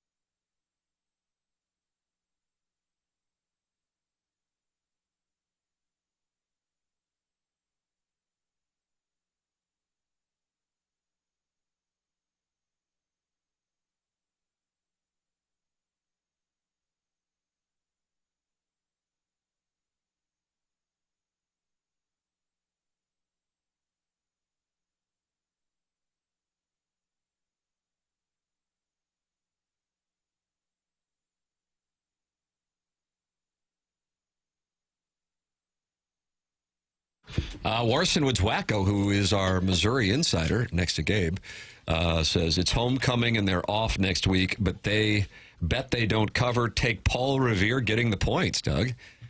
So he's on UMass in the 44.5. I don't know. I wouldn't. UMass is horrible, But I horrendous. say if they pound the rock a lot on the ground, then the clock's just running, so there's not as many scoring opportunities. That's right. I think I'd stay away. But they from that. pounded the rock against Louisiana, too, and ran that up in the first half. It's a big number, though. Mizzou has to find a balance between wanting to run up the score, maybe to move up in the rankings, getting the numbers for Prapula and Hardy, if they really think they're Heisman contenders, and not playing them so much that they get hurt. Yeah, it's a unique dynamic to have 3 rando games in your first 5, and then they will have none the rest of the way after they play the Minutemen. So this situation is something, Martin, I think you were the one who brought it up, but I don't want to attribute if I'm incorrect, that on the broadcast they were saying that if it was a kick that was beyond the 20-yard line, Bobby Boots, Robbie Meyer, the true freshman who had struggled, was not going to kick it. They were going to go with the transfer from, what is he, from JUCO in Northeast Oklahoma. Right. And so we asked Gabe about that. He said, I'm not listening to the broadcast when I'm at the game. They did ask Drinkwitz about it yesterday. Here is what he had to say. The kicking situation, I know you had said a few weeks ago, you have the confidence in Robbie from about 52. So on the ESPN... I didn't say confidence. I said he could kick it from 50. Confidence and can are two different things. But go ahead. So on the ESPN broadcast, they had said that you told them... I did. On kicks from 38 and longer, that would be Oliver. Is that accurate, and why? Yeah. So during the week of practice, Robbie was struggling from outside of the 20. And Oliver was doing really good. And we do a kicking segment every Tuesday with our group in front of everybody to try to simulate pressure. And let's just say Rob didn't have a great week in that simulated pressure, and Oliver did. So going into the game, the plan was, and they knew the plan, that anything inside the 20 was going to be Robbie, and anything outside the 20 was going to be Oliver. And then we got to the last kick, and we just felt like the first kick of a young man's career cannot be basically for the game-sealing kick. And so I don't even know if Robbie knew it was the fourth quarter. So we just ran him out there, and he kicked it. So I'm still not sure he knew what he was doing, but went in. So that was good. He didn't even know if it was the fourth quarter. So they didn't want to be. It wasn't necessarily a boost for Bobby Boots' confidence. It was not wanting to be unfair to Oliver, who was on the Brady Bunch and then had a great week of practice. Yeah, and had a bowl cut. So that was, I have to tell you, I appreciate Drinkwitz's transparency there. I mean, that was, and what about the beginning, or whoever was asking the question said, you said a few weeks ago you had confidence, and he goes, no, I said he could get it. There's a difference there's a difference between confidence and could. And then the detail that they have the team gather around the kickers to try to simulate having pressure, and he says Robbie didn't do well. So then we decided that we were going to go with Oliver, the transfer. No, Oliver is not the transfer. Ryder Goodwin's the transfer. Oliver, I guess, is just the third string. Oh, is he the drop kicker? Yes, he's the drop kicker. Okay. No, he's not. It's very confusing. The punter is the drop kicker. Kickers? The punter is the drop kicker. So whatever. So the guy named Oliver is not the kid who came in recently. That's from Ryder Northeast Goodwin. Oklahoma. Okay. Oliver, he kicked off to start the game last week. I don't know what he's done since. I thought Ryder Goodwin was the co-host with Gabe on the postgame show. That's Cody. That's Cody Goodwin. Okay. So the main point, I think, is that Drinkwitz sounds exasperated, either that it's still a topic or that he's exasperated with his kicking situation, or that ESPN put it out there and he's like, all right, fine. You want to know, here's the whole story. Do you think there's... Yeah, I don't know on that. He seems a little annoyed with the topic, and is he mad that now I've got to explain to everybody what I told ESPN? I didn't take it that way, but now that you bring that up, there was that sigh before I felt like he was like, question. okay, all right, here's the deal. Now that everybody's But then he gave so much detail, which I thought I loved hearing. At the same time, if you're dealing with what is clearly a confidence issue, because that's what he specified, and is such a mental thing, that now that's out there. I don't know. It just that part was alarming to me that he couldn't kick when the team was gathered around, and then he. Of course, can you imagine what the team was thinking when they sent him out there for the extra point, and then he doinks it. Because on Saturday night, I thought, well, they're going to give this kid a chance, and this will be great for him. It's not the ultimate pressure. It's the perfect situation. And it turns out they didn't want to put Oliver in a bad spot, is why they actually reversed what they had planned on doing. If you have that little confidence in Robbie Meyer, why is he even out there? I mean, if you don't trust a kicker outside the 20-yard line. I know, that's struggling outside the 20. And when he made it, they jumped around like he was some guy out of the crowd. We had no idea you could kick like that. Well, to be fair, a kick from inside the 20 would be, what, a 37-yard and beyond. But that's not much of a kick. No. I mean, that's nothing. That's extra points go farther than that. I mean, I think all the teams do these simulated, pressure kick, but I think the fact the coach admitted that he wasn't doing well in that situation is stunning. But if the other guy is Ollie character, who is if he's got a bigger leg. Can we get Oliver's name? If he's got a bigger Oliver leg. Robbins. Okay, thank you. That's the. I don't even see him on the roster here on the ESPN roster. He's not on the ESPN roster. So who the hell is this character? I just want to see them kick nothing but field goals against UMass. Just have essentially that's what they do, get to work in. If he's got the stronger leg and you trust him more on the longer kicks, surely he can make the shorter kicks. If he can make the longer ones, he got to be able to make the shorter ones. Why isn't he the kicker? Will there be confusion moving forward when there's a long kick? Will it be Bobby Boots moving forward? Boy, what if he's got like a 41-yarder at War Eagle to, But didn't you think coming out of Saturday, okay, now we're good moving, at least, well, not now we're good, but at least we know who the guy, like you didn't debate who would be kicking, did you? Other than I think I said on Monday's show, I doubt it was on television, but where we were sitting at the game, I noticed that it wasn't Bobby Boots kicking into the net in the fourth quarter. So it must have been Oliver. I gather so. Or Ryder Goodwin. But Oliver, they won't even Contreras or Pajes or Herrera or Pozo. And then Connor Wesselman does the drop kicking. But they won't even put the poor guy on the roster? Martin's head This is the ESPN roster. Yeah, so the school roster. I don't know what Oliver Robbins does. And there's a guy on scholarship to drop kick football. Well, he's also the punter. Yeah, and he's on scholarship too. Connor Wesselman punts. He also does the drop kicks. All right, we got to wrap it up, but it sounds like we got it all figured out now. I couldn't be more confused. So when there's a big kick moving forward, who's kicking it? Go for it. There it is. We'll take a break. Come back with more TMA 101 ESPN.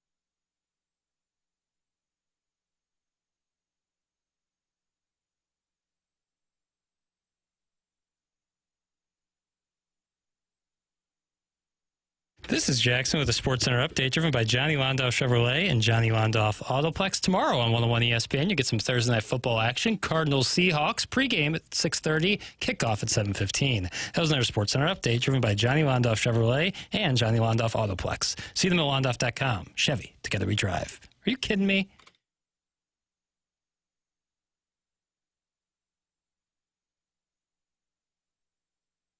Welcome back to the Morning After, presented to you by Brown and Crouppen on 101 ESPN. Doug, and that's fitting because look who's in studio sitting right next to you. Do you see him? Sitting over there, yes. Hello, Terry. Terry How Crouppen. are you guys? Oh, What's going on?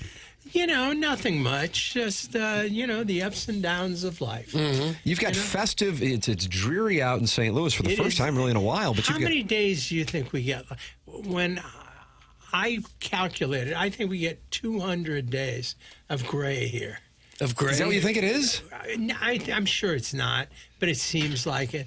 And these are the kind of days where if I had bought a gun, I'd be dead a long time ago. Oh, no. Want to shoot yourself on these kind of days. Oh, it's that bad? I was going to say you're wearing a cheery hat and a cheery shirt with Goldie on there, but it's just. But you can take it whatever direction you want. You're the presenting sponsor. It's all fake.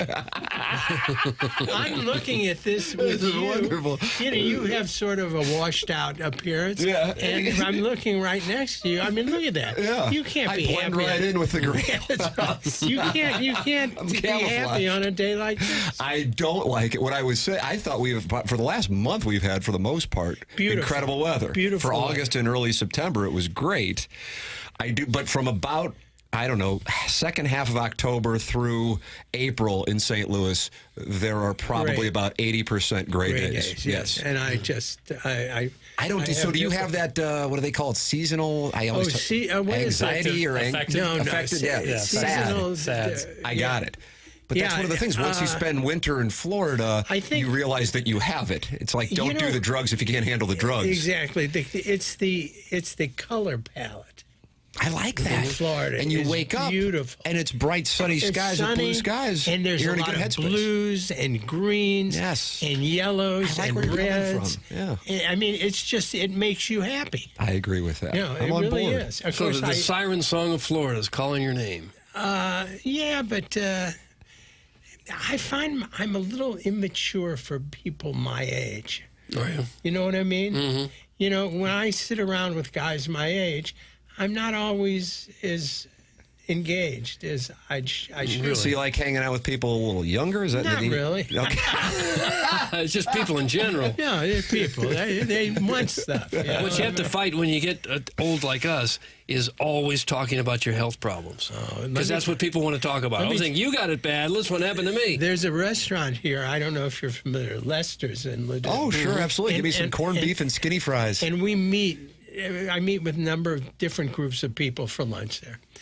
And when you walk in, first of all, it's a very popular spot for older men to have lunch. So it's impossible to find your table because every table looks identical. They're Gray just hair and old balding. guys, with bent over, with their face. I'm telling you, this is not, I don't want to say that I'm unhappy being alive because that would be wrong. I'm very happy. And I always worry that I'm going to be complaining one time when the Lord is looking in on me to see how Terry is doing. And I don't want him to see me complaining and think, oh my goodness, he's so unhappy. I can fix that. Take him now. Yeah. No, I'm thrilled. I really don't like to complain much. I just do it for entertainment. Now, you walked in here and you said you had something that I you have an wanted to interesting- discuss. I do. And it was involving, you were saying, the audience on this It's show tends to be something- younger men, so I'm yes. curious what this involves. And I've heard a lot of sports talk. Okay. But I feel there's not nearly enough UFO talk. Oh, yeah. Do you guys talk about UFOs? I am enamored by UFOs, so I'm fully engaged. Have you read about this guy in Panama who found what he says is a meteor, and he picked it up and he put it in soil, and now it's growing some sort of multi-tentacled organism. Yes, the tentacle. Do you know what I'm talking about? Yes, I thought I'd seen it on TikTok, and that's where it's gained a lot of popularity. Yes, the initial claim, for the record, for those not familiar with it, claimed to have found a silver potato-shaped meteorite in his backyard in Panama after a fire, and then the alleged transformation was over several days. The meteorite was shown developing slimy tentacle-like growths that appeared to move, which many viewers likened to the Marvel character Venom. So that's what you're talking about. It's like a tree or no, an it's, animal? it's small. It's like an animal. And the reason I mention it is because my son, he gets involved in TikTok. He's got a bunch of followers. Sam Crouppen, he does a lot of things. He's been very interested in the Sean Combs trial.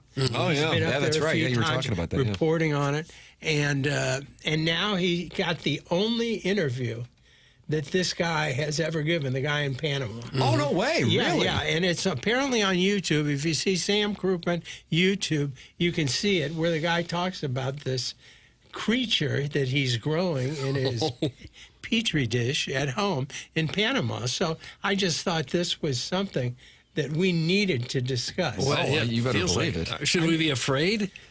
I am.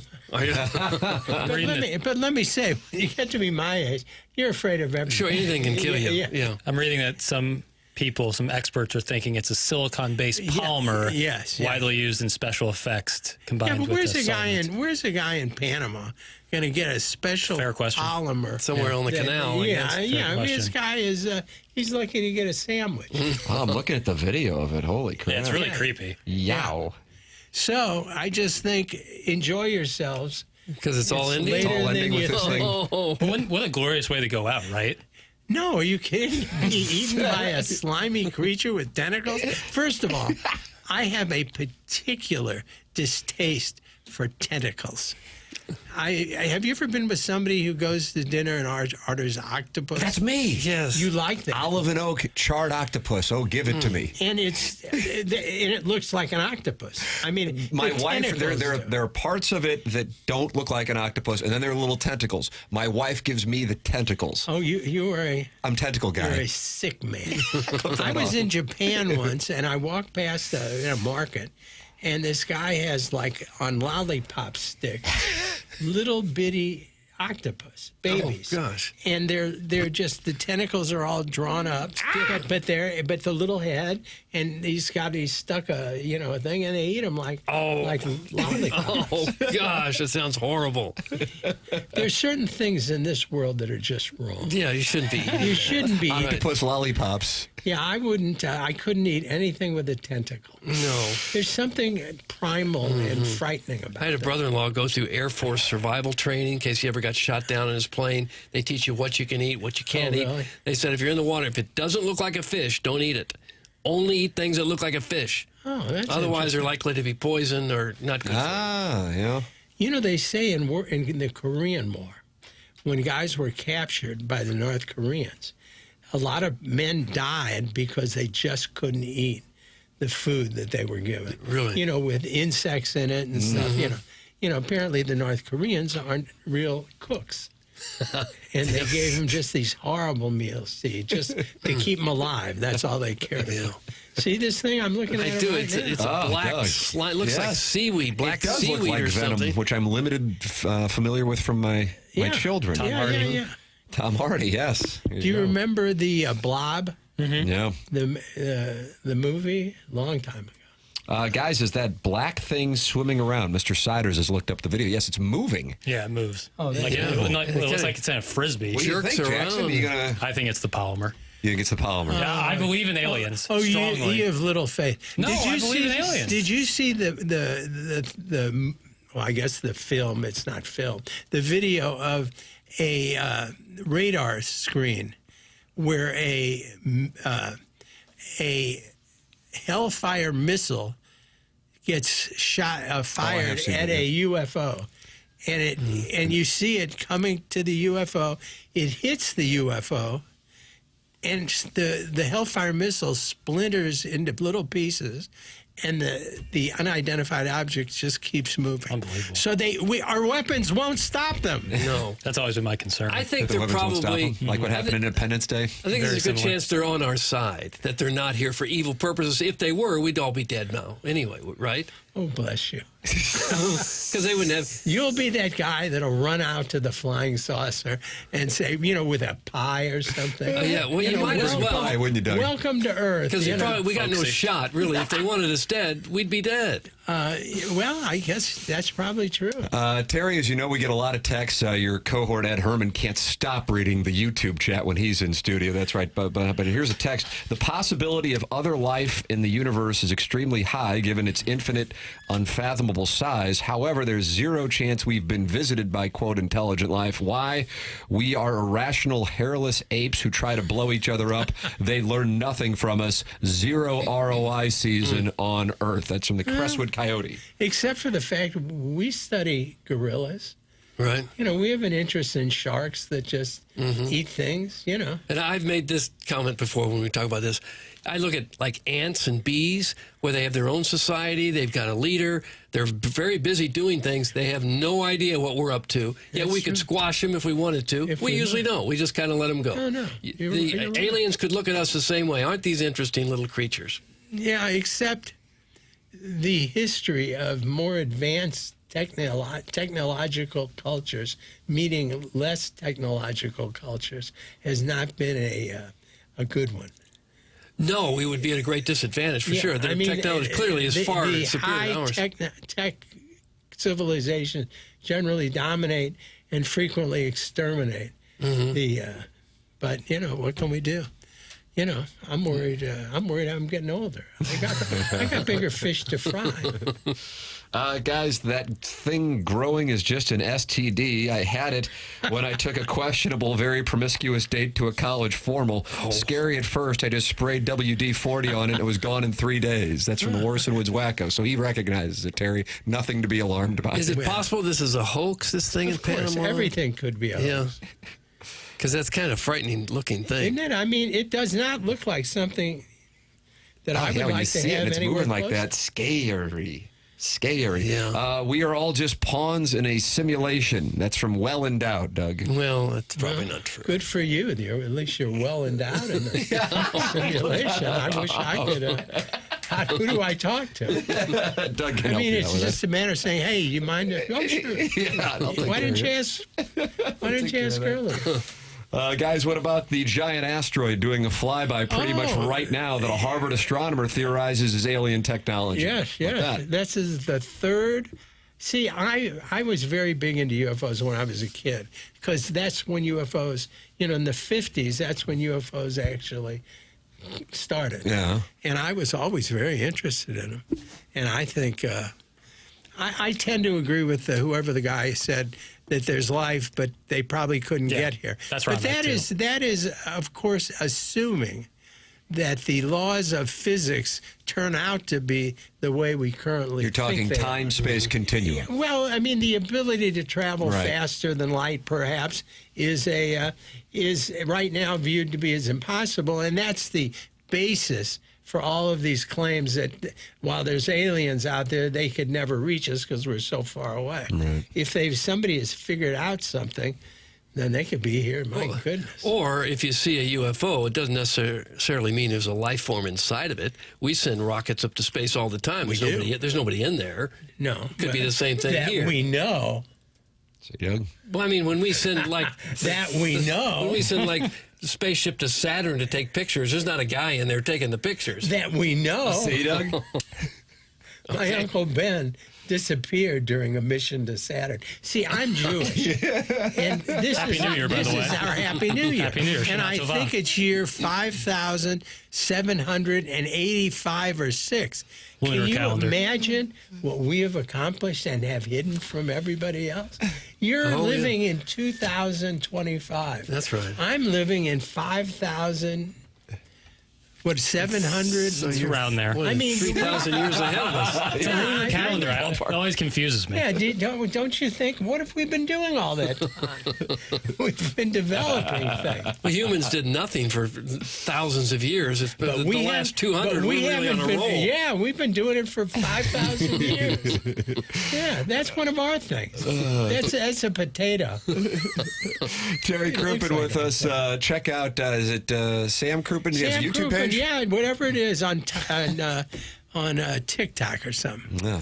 He's a fine young man. And he's got the interview, the exclusive interview. The worldwide That's right, exclusive global exclusive with the Panamanian owner of whatever that thing. The man who owns an alien life form. Terry, always enjoy talking it over with you. Thank you so much for coming in, ladies and gentlemen. The great Terry Crouppen. It's been my pleasure. Thank you, Terry. We'll take a break. Come back with more Team Man, presented by Brown and Crouppen.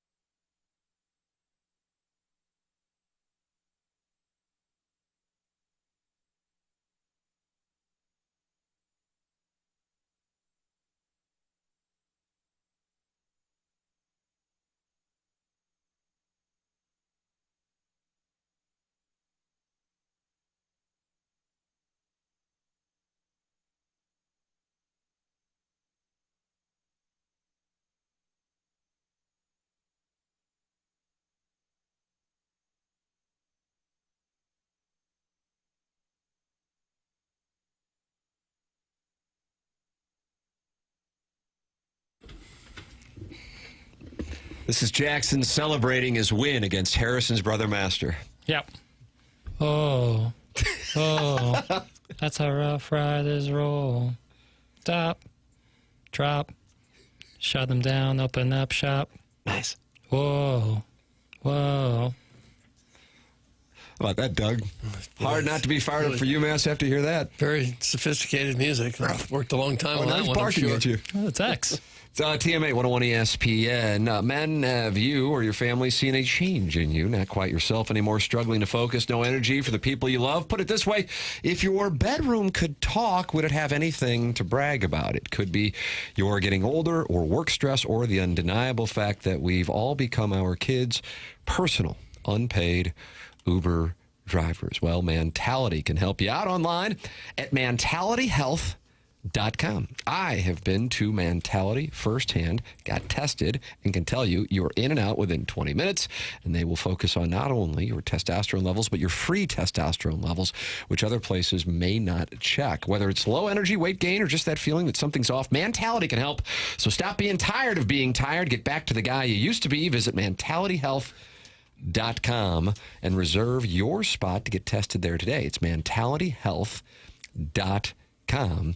And check it out. This is the bite from yesterday, Jackson, the John Mozeliak sound that I feel like got the most attention, not just because this was the clip that you and Chairman Kurt sent out in the 101 ESPN account, but because of this perhaps being maybe the signature for the last few years of frustration, Randy Arozarena getting traded and then doing what he has done versus what the Cardinals have gotten from their outfield production and from Matthew Liberatore. Here is John Mozeliak with us yesterday.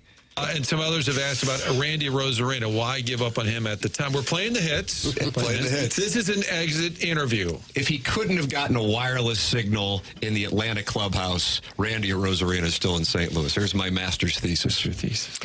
Yeah, possibly. That was tough. But really, if you think back to it, we did have a plethora of outfielders at the time. And we were just trying to determine which one we could move to ultimately get a pitcher, young starting pitcher or controlled pitcher. And this is where I'll get killed. But at the time, it was a Arozarena or O'Neill. And apparently we chose wrong. How about that? Yeah. People enjoyed him saying, yeah, we chose wrong. O'Neill did have a big season or two there. 21 was the one that was the big season, but it was more of an outlier, in part because of health, but also just overall performance. When he said plethora of outfielders, I was like, I feel like they've been talking about the term that we would hear often was logjam. And I'd be like, just because there are a lot of guys who play outfield, that doesn't, to me, that's not necessarily a logjam. A logjam would be like, man, we have 4 incredible outfielders and we can't get them into the lineup. But the Cardinals had a lot of guys who played in the outfield, and that really dates back to the last time the team had a hell of a regular season. I shouldn't say that. Not 2022 had a hell of a regular season. But the 100-win season in 2015. And if I'm not mistaken, the outfield was Pham, Piscotty, and Grichuk in 2015. I think, in that Cubs series. Yeah, yes. So I went back to the 2019 Game 5 where Arozarena would hold up his phone during an Instagram live stream and catch Mike Schilt MFing the Braves and their soon-to-be opponent in the NLCS, the Nationals, which, as you heard me say, is my master's thesis as to the reason why he was traded. And I feel even more confident about that after hearing John Mozeliak's response. Doug, can you remember who the starting outfield was for the St. Louis Baseball Cardinals in Game 5 against the Atlanta Braves, where they won 13-1 to advance to the NLCS, where they would score -4 runs against the Nationals? And this was what year? 2019. 2019. Because he said we had a plethora of outfielders at the time. Right. Was O'Neill one of those? No. 20... Oh, I like the time kill music. I'm confused at the Always year. works. Did you say 20? Yeah, 2019. 2019. Why am I not remember any of these guys? This guy was established.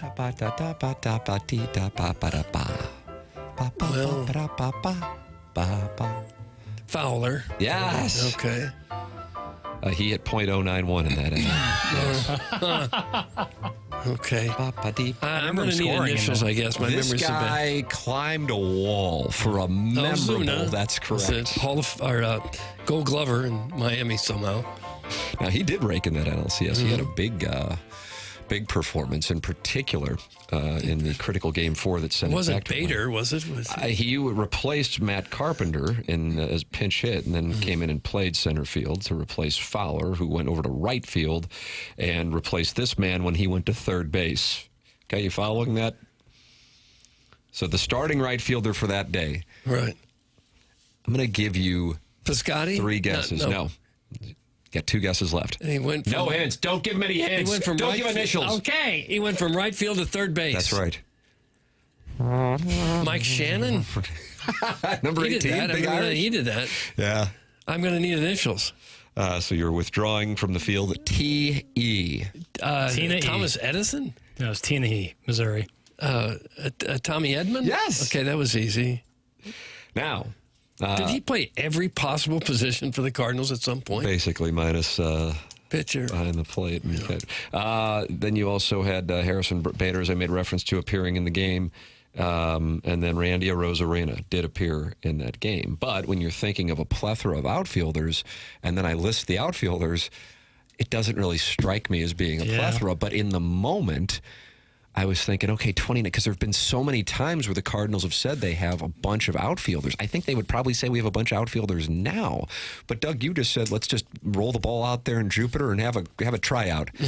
I mean, because Fowler was under contract. Yeah, they must have thought they were going to keep both those guys. They had Jose Martinez too, right? Jose Martinez was in. I remember him having a hit against the Nationals in Game 2. Was that Scherzer versus Wainwright in an afternoon game with the Shadows? Who's the guy who certainly hit? He shut could their hit. asses out in Game 1. Jose Martinez is like the only guy I remember in the major leagues being put to first base and couldn't handle first base. I've seen a lot of guys transition, and they're all okay at first base. He's the only one that you said, we can't do this. Yeah, that was a liability. Yeah. The rare liability over there. Because Contreras wound up playing pretty good defense. Yeah. Defensively. Most major league players can handle first base. He was one of the exceptions that could not. The mistake wasn't Arozarena going instead of O'Neill. It was keeping Schilt around instead. Schilt already was the problem. How about that? That's a rare take, Sharon Clayton. Usually it's, and I'm telling you, that was, in my opinion, the most, and I don't hear every interview he does, of course, but the most I've heard John Mozeliak talk about that situation yesterday, the Schilt situation, because I feel like, there's so many different things you could ask him about as far as moves and what his insight is. But to me, the two that have created the most frustration over the last 5 years would be Arozarena and Schilt. And so, we asked about those, and also, not that this one creates frustration because it was tragic, but the passing of Oscar Taveras and how he said that actually set a bunch of events in motion, including the Ozuna trade, and he had these big eyes like, unfortunate. Of course, the passing of Taveras, unfortunate, but the Ozuna trade, not just because of Ozuna, because Ozuna was decent here, he wound up being better in Atlanta, but because of who they gave up to get him. The truth is, and I don't know if I guess he was kind of saying anything yesterday. I had always been told that they actually, if they were ranking those Marlins outfielders, Doug, do you remember the 3 Marlins outfielders at that time, and they were just going to ship them all out? Yelich, and Stanton. That's correct. The one they wanted the most was the one that they never were able to have, and that was Yelich. Mm-hmm. They agreed on Stanton, and he said right at the end, we asked him about that, he said right at the end, Stanton said, I don't want to do it. But they had been told that he did want to come here. Then they obviously got Ozuna, but the one that they really wanted over all of those or over those two, I should say, was Yelich. And I realize Yelich has dealt with injuries. It's a constant with him, but of course he did have time in Milwaukee where he would rake, So they did identify the right guy. They were told he was not going to be available. And then 2 months after they got Ozuna, sure enough, he goes to the Brewers. Yeah, and Yelich is still a quality player. This year he's got 29 homers, 102 RBIs. Yeah, he'd still be doing it. Guys, that win streak in 2019 saved Schilt's job. Getting to the NLCS hid the Cardinals' faults. That's from the 910.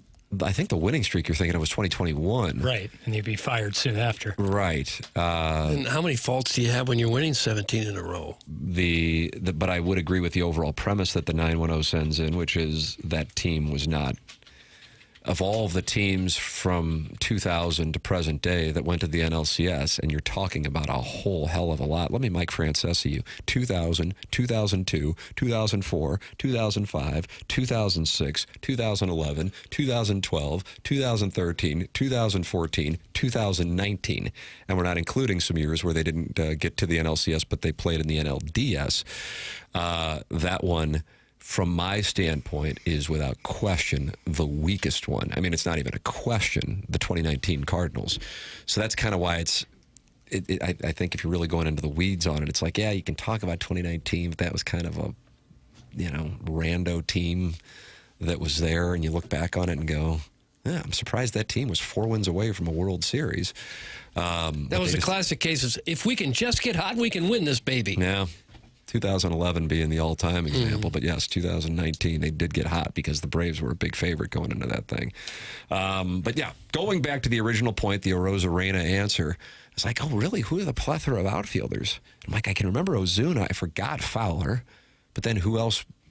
Was it? Martinez got traded with Arozarena to Tampa, same trade. Correct. Dylan Carlson around the following year. Carlson, Lane I Thomas. recall Carlson and talking to him at spring training before COVID started up, but sitting down with him in 2020, and he was certainly the prized guy. That was another thing I wanted to ask Mozeliak. We just ran out of time, even though we had 80 minutes with him. Like, there have been a number of players that the organization identified as kind of the next guy, and they haven't come close to achieving that. Right. And that kind of goes back to even right around when he got on board with the organization. Doug, do you remember the name Manny Ibar? Sure. He, of course, a pitcher, but, he made reference to Tavares' struggles before his untimely passing. But the ones I was thinking of that would be more recent would be Carlson and now Jordan Walker. And I'm talking about real hype there. To say it about Carlson sounds ridiculous now, but it was only 5 years ago where he was viewed as the next guy. And he was a #1 draft pick, and I think he was organizational player of the year, and he had it all coming up. You're welcome to give your thoughts, 314-399-9646. That's how you can get involved on the program. Doug, do you know anything about the Collier and Thompson phone lines? The sponsor is Collier and Thompson. Sure. And we're happy to have them sponsor the phone lines and sponsor this show for a couple of years now. Great place, fantastic place. It's where you go when you want your house done, fixed up and done right. You hear people sometimes say, well, we're going to move, so now we got to fix up the house so we can sell it and everything. Don't wait until you move. Do it now so you can enjoy it yourself. It's still going to look great when it's time to sell if you want to sell. But you may say, hey, Collier and Thompson did such a great job. We're not going anywhere. Hear that all the time. They do fantastic work. If you're redoing your kitchen or a master bathroom, going to finish the basement, going to take out a wall on the lower level, they do it all at Collier and Thompson. They got all their people right there in house. All the carpenters and subcontractors all work right there with Collier and Thompson and been there for years. Their employees have more than 165 years of combined experience. The business has been around since the 1950s, so you know that they've been doing something right, and they will do it right by you. This is a company you can trust. Kind of hard to know who you can trust to be in your home these days, who's going to be there to back up the work. Collier and Thompson stands behind every job they do. During the process, they are always available for you. If you need to make some changes, not a problem. They'll get that done. Also have a great paint department, by the way. You think it's a big pain to paint your house? You think, well, I ought to do this. I can do it myself. Let the pros do it. You'll be amazed at how great Collier and Thompson can make your house look. They got a showroom with more than 10,000 square feet. They're on Manchester and Baldwin, more than 20 kitchen displays. You get some great ideas what you can do to make your house look fantastic. That's Collier and Thompson on Manchester in Baldwin, next to Uncle Bill's Pancake House. Come home to quality online at collierandthompson.com. TMA 101 ESPN.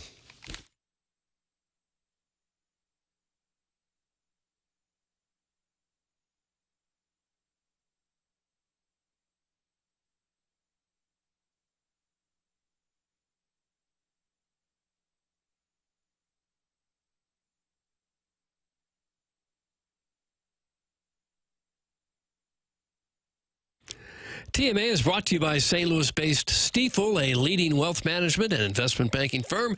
Stifel is the firm where success meets success and has been since 1890. It's a historic St. Louis company founded in downtown in 1890, same street the company is headquartered on today.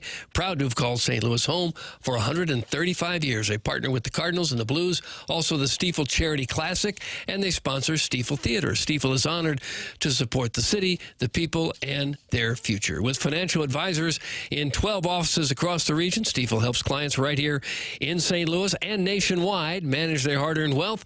Stifel also provides banking, lending, and trust services and has a full-service investment bank. Basically, when it comes to finance, Stifel has you covered as one of the fastest-growing wealth management firms in the world. Their tagline is, where success meets success. So it's no wonder why they've decided to partner with a winning program like this one right here. Stifel Nicholas and Company Incorporated, member SIPC and NYSE.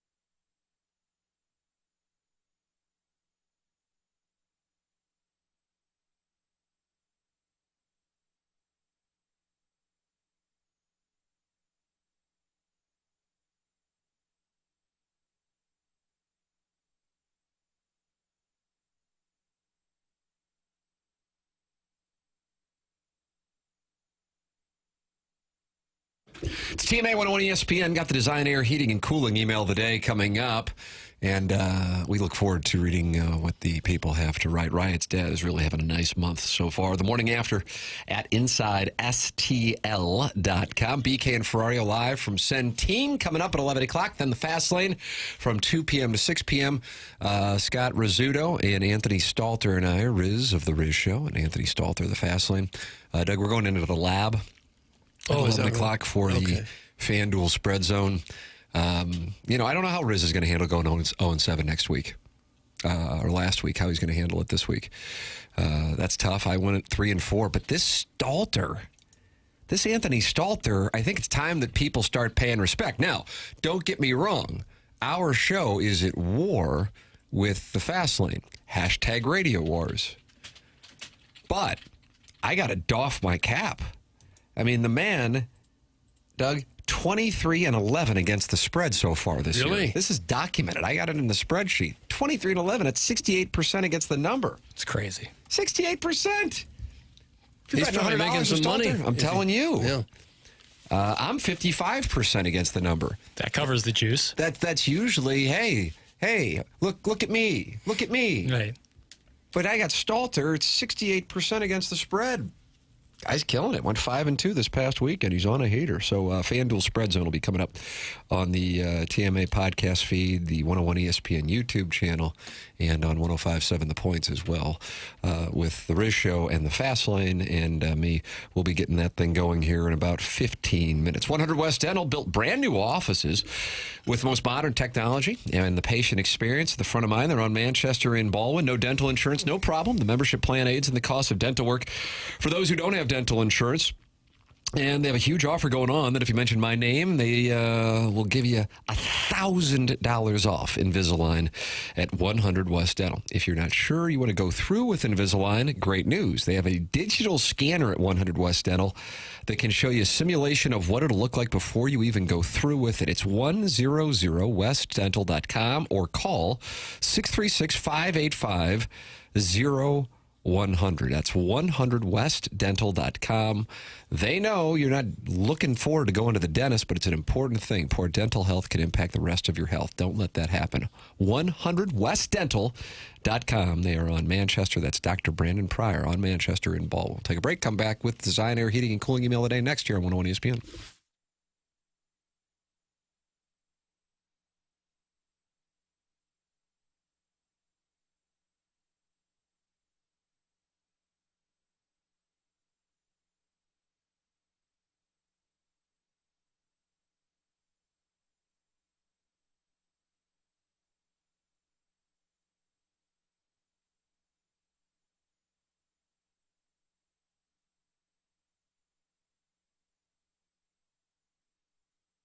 Tim McKernan for Universal Windows Direct online at Universal Windows Direct or by calling 314-334-2522. Buy 2 windows from Universal Windows Direct and you get 2 free.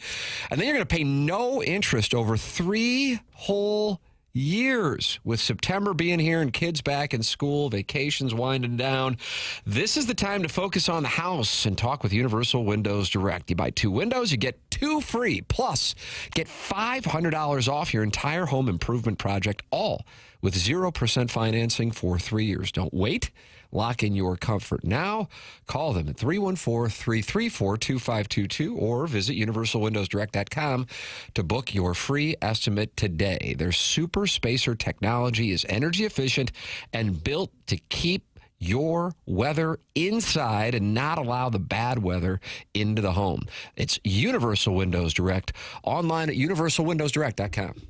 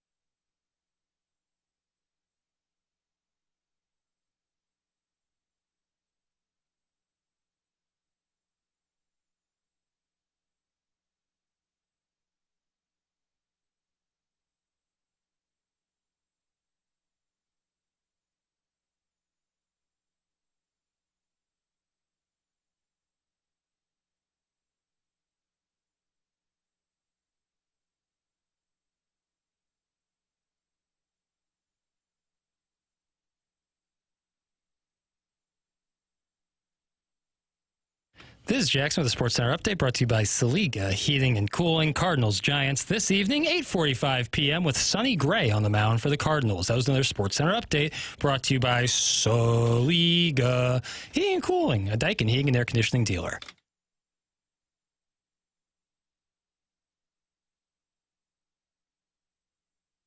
Welcome back to the Morning After 101 ESPN. BK and Ferrario starting up here in about 5 minutes. They are at Centene, and Chairman Kurt, you saw, what did you see here on, who reported this? I don't remember the name. Somebody on Twitter, legit, not just some random, but they've said that Matt DeFranks. Jimmy Snipes, the St. Louis Post-Dispatch beat writer, took a crash into the boards behind the net, needed helped off. So the boys are at Centene, so they will have an update here in a matter of moments on what took place there. That's Matthew DeFranks on Twitter, the St. Louis Post-Dispatch Blues beat writer. BK and Ferrario live from the Centene Center. We'll see what they have to say about it. Time for the Design Air Heating and Cooling email of the day. Looking like an alien. I know what that's all about. I remember my Uncle Stanley didn't invite me to his wedding. He didn't want his new wife to meet me. He was afraid she would take one look at my giant oblong head and not want to have kids because of that and my giant facial bowl with that wiry hair looking like a tentacle. I think that's from Midge. Midge. Morning, guys. You ever read my emails, but all of you gents look incredibly dapper today? Or you never read my emails, but all of you gents look incredibly dapper today. Applebee's for happy hour later. Popcorn shrimp on me. Have an above average day. That's from Big Paz. Big Paz. He's new. Good morning, Douglas. I haven't heard from you since we horsed around in the steam room at the Kirkwood Y. Please get back to me at your earliest convenience. Warmly, that's from Tanner Skidmarks. Tanner Skidmarks.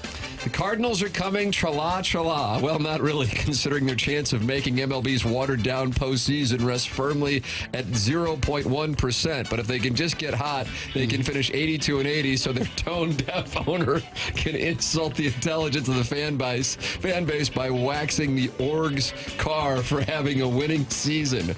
I know a lot about gaslighting the fan base about the track record of the Org over the last decade, and it's great. How's John Mozeliak? We going to bring that back? How about that whole deal? Now, let me say that Mo is a genuinely good man, and I wish him all the best in the next chapter of his life.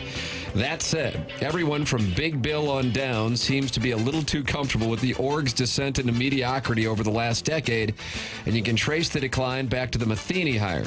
Go back and watch Mo's response yesterday when asked whether Terry Francona was seriously considered for the manager position. I can hear TLR commenting, "Buh, I'd like to play poker against you." Inexperienced managers, postseason meltdowns, unmovable bad contracts, dumping prospects while their value is low, only for them to flourish elsewhere, signing a free agent catcher, then converting him to DH 1 month into a 5-year deal. We're sitting here again talking about the same things. That's okay. Who needs October baseball when you have SEC football?